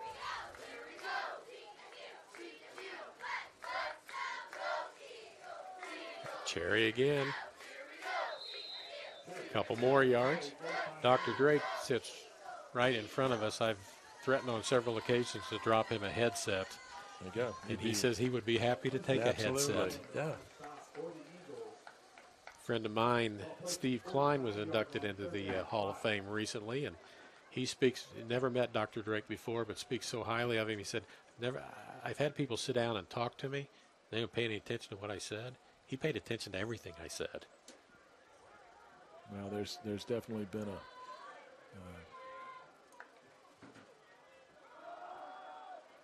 Another run. A few more yards short of the first down. It'll be 4th down. I've mentioned this in several broadcasts. He is a ping pong enthusiast. Oh, really? Dr. Drake is. That's the gift the school gave him when they hired him. And he is so proficient at ping pong that he plays students for their tuition. If they can beat him, they get a year of tuition-free schooling. There you go. And that was verified last week by Eric Trills. He says that is true, and no, he has never given away any tuition money to anybody. He has won every match that anybody has challenged him to. 4th down and a couple. And they push forward and have the first down. With 1:50 to go, the clock will start right now. I don't think either side's going to want to use their timeouts. So that could just about run the clock out. 40 seconds per play. They're in victory formation. Right. Well, Charlie, it's sure been my pleasure and an honor to be able to come up and help out today. Yeah, it's been my pleasure to have you. I'm always when Jeff Sherman says get some All-Americans and some legends to come to the ball game, and I'm wrong. Central does want to take a timeout. The list was short of All-American legends, and you're on the short list, brother. So, thank you. You are always welcome here, and I hope that the experience has been one that you will enjoy at some point in time, and maybe want to come back and do it again, because we've got more games next year and the year after that. Well, I look forward to it, and you know, again, that the time at Central for me, and I know for you as well, was it's a life-changing deal. You know, just the direction that my life ended up taking was really guided by that time that I spent here, real fond memories of both of Central Methodist and Fayette as well. And anytime we get a chance to come up and visit or come up and spend a little time up here, we take advantage of that. Central going to take another timeout with 1:03. I came to Central. I knew one person at the school when I came here. Yeah. I came here as a immature kid who was worried about being lost in the shuffle. Yep. That's why I didn't go to a bigger school. When they said the student-teacher ratio is 15-1, 12-1, that sort of thing, and you can get in and see your teachers, your instructors right away. You don't have to get on a waiting list. There's not going to be a grad assistant teaching the class. Right. That's really what sold me on the school. It was 4 hours from where I lived, far enough away that I wasn't going to go home all the time. Right. But close enough that if I needed to get home, I could get there. Yep. And my time at Central was very good for me as a person and as a student. Right. I would agree that it's just been a great spot, and it's I agree also with the time factor. From Springfield, I would come up in 3 hours, 3.5 at that time, and I think that was a really good time for me because it helped me, allowed me to grow up, and we always felt like that was a super important thing for our kids as they went on and selected schools to go to. That you need a place where you can go and have to rely on yourself a little bit, and have to do some growing up, and Central certainly was that place for me. The only time that I had much confidence was on the athletic field, and even at that, I didn't know if I could make the baseball team at Central because there weren't scholarships at the time. I went to tryouts, and there weren't very many people there. They go for it on 4th down after Central uses up all their timeouts, and Central will get the ball back with 54 seconds to go. So I was not a very mature person. I came from a town from St. Genevieve where there was 160 in my graduating class. It wasn't huge, but I lived in a town of 700 people. Yep. And, it was hard for me, but they made it as nice and as comfortable as possible in the transition.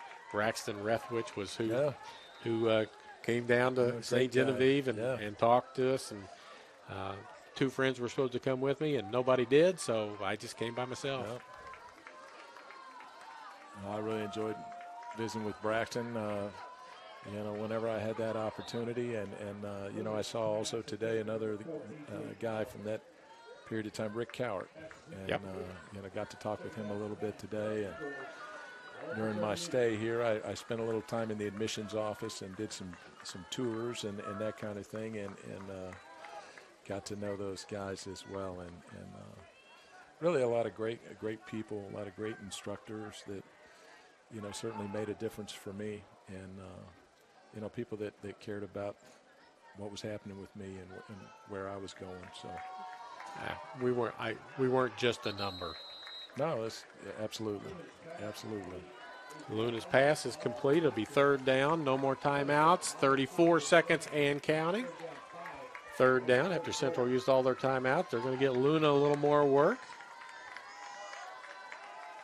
Blitz comes, throw downfield. Nice. He's got it. Reaches out, catches the ball with his hands. Irvin with the catch, and that's down to the 38, 37-yard line. 19 seconds and counting. And he spikes the ball and stops the clock right there at 15.3.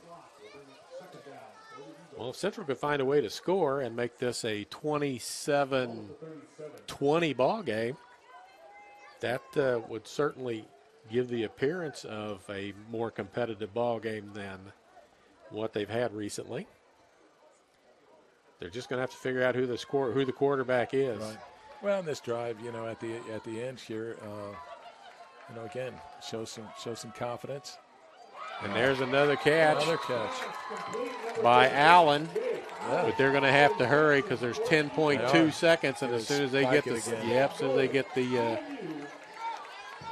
down marker set, it started. Spikes it with 6 seconds to go, so time for one more play, borrowing a defensive penalty. One, maybe 2 shots in the end zone. You know, and I think it's a lot of excitement. I mean, this kind of, you know, a drive here again. They've had a few drives during the game that have really showed kind of a spark, and this is certainly one of them here.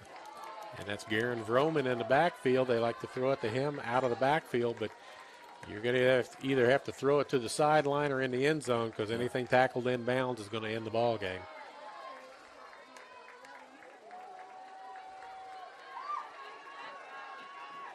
Throws it, and that will be grounding. No flag on. Yep, there it is, and that'll end it because it's at zeros anyway. But that would have ended the ball game anyhow. In the grasp, trying to just get rid of it and get one more play in, but that doesn't turn out that way, so intentional grounding is the call. It can be declined. The game will be over, and the final score is 27-13 in favor of MidAmerica. They go to 5-2 on the season. Eagles fall to 0-7, but a much more competitive ball game than what we've seen from the Eagles in the last few weeks.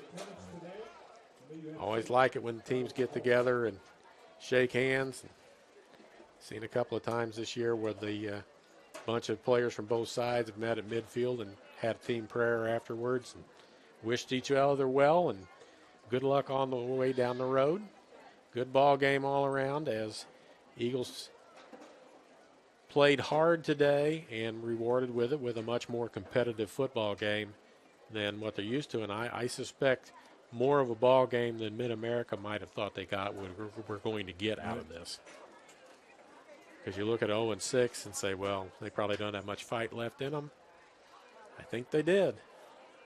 Well, it gives them something to build on going into these last few weeks in here. You know, you got some things that you can look at from today that are positives and some things to build on, including that last drive. And, you know, exciting and something to look forward to as you get back to work next week. Yep, so they're on the road next week at Benedictine, then at Missouri Valley, then at Baker.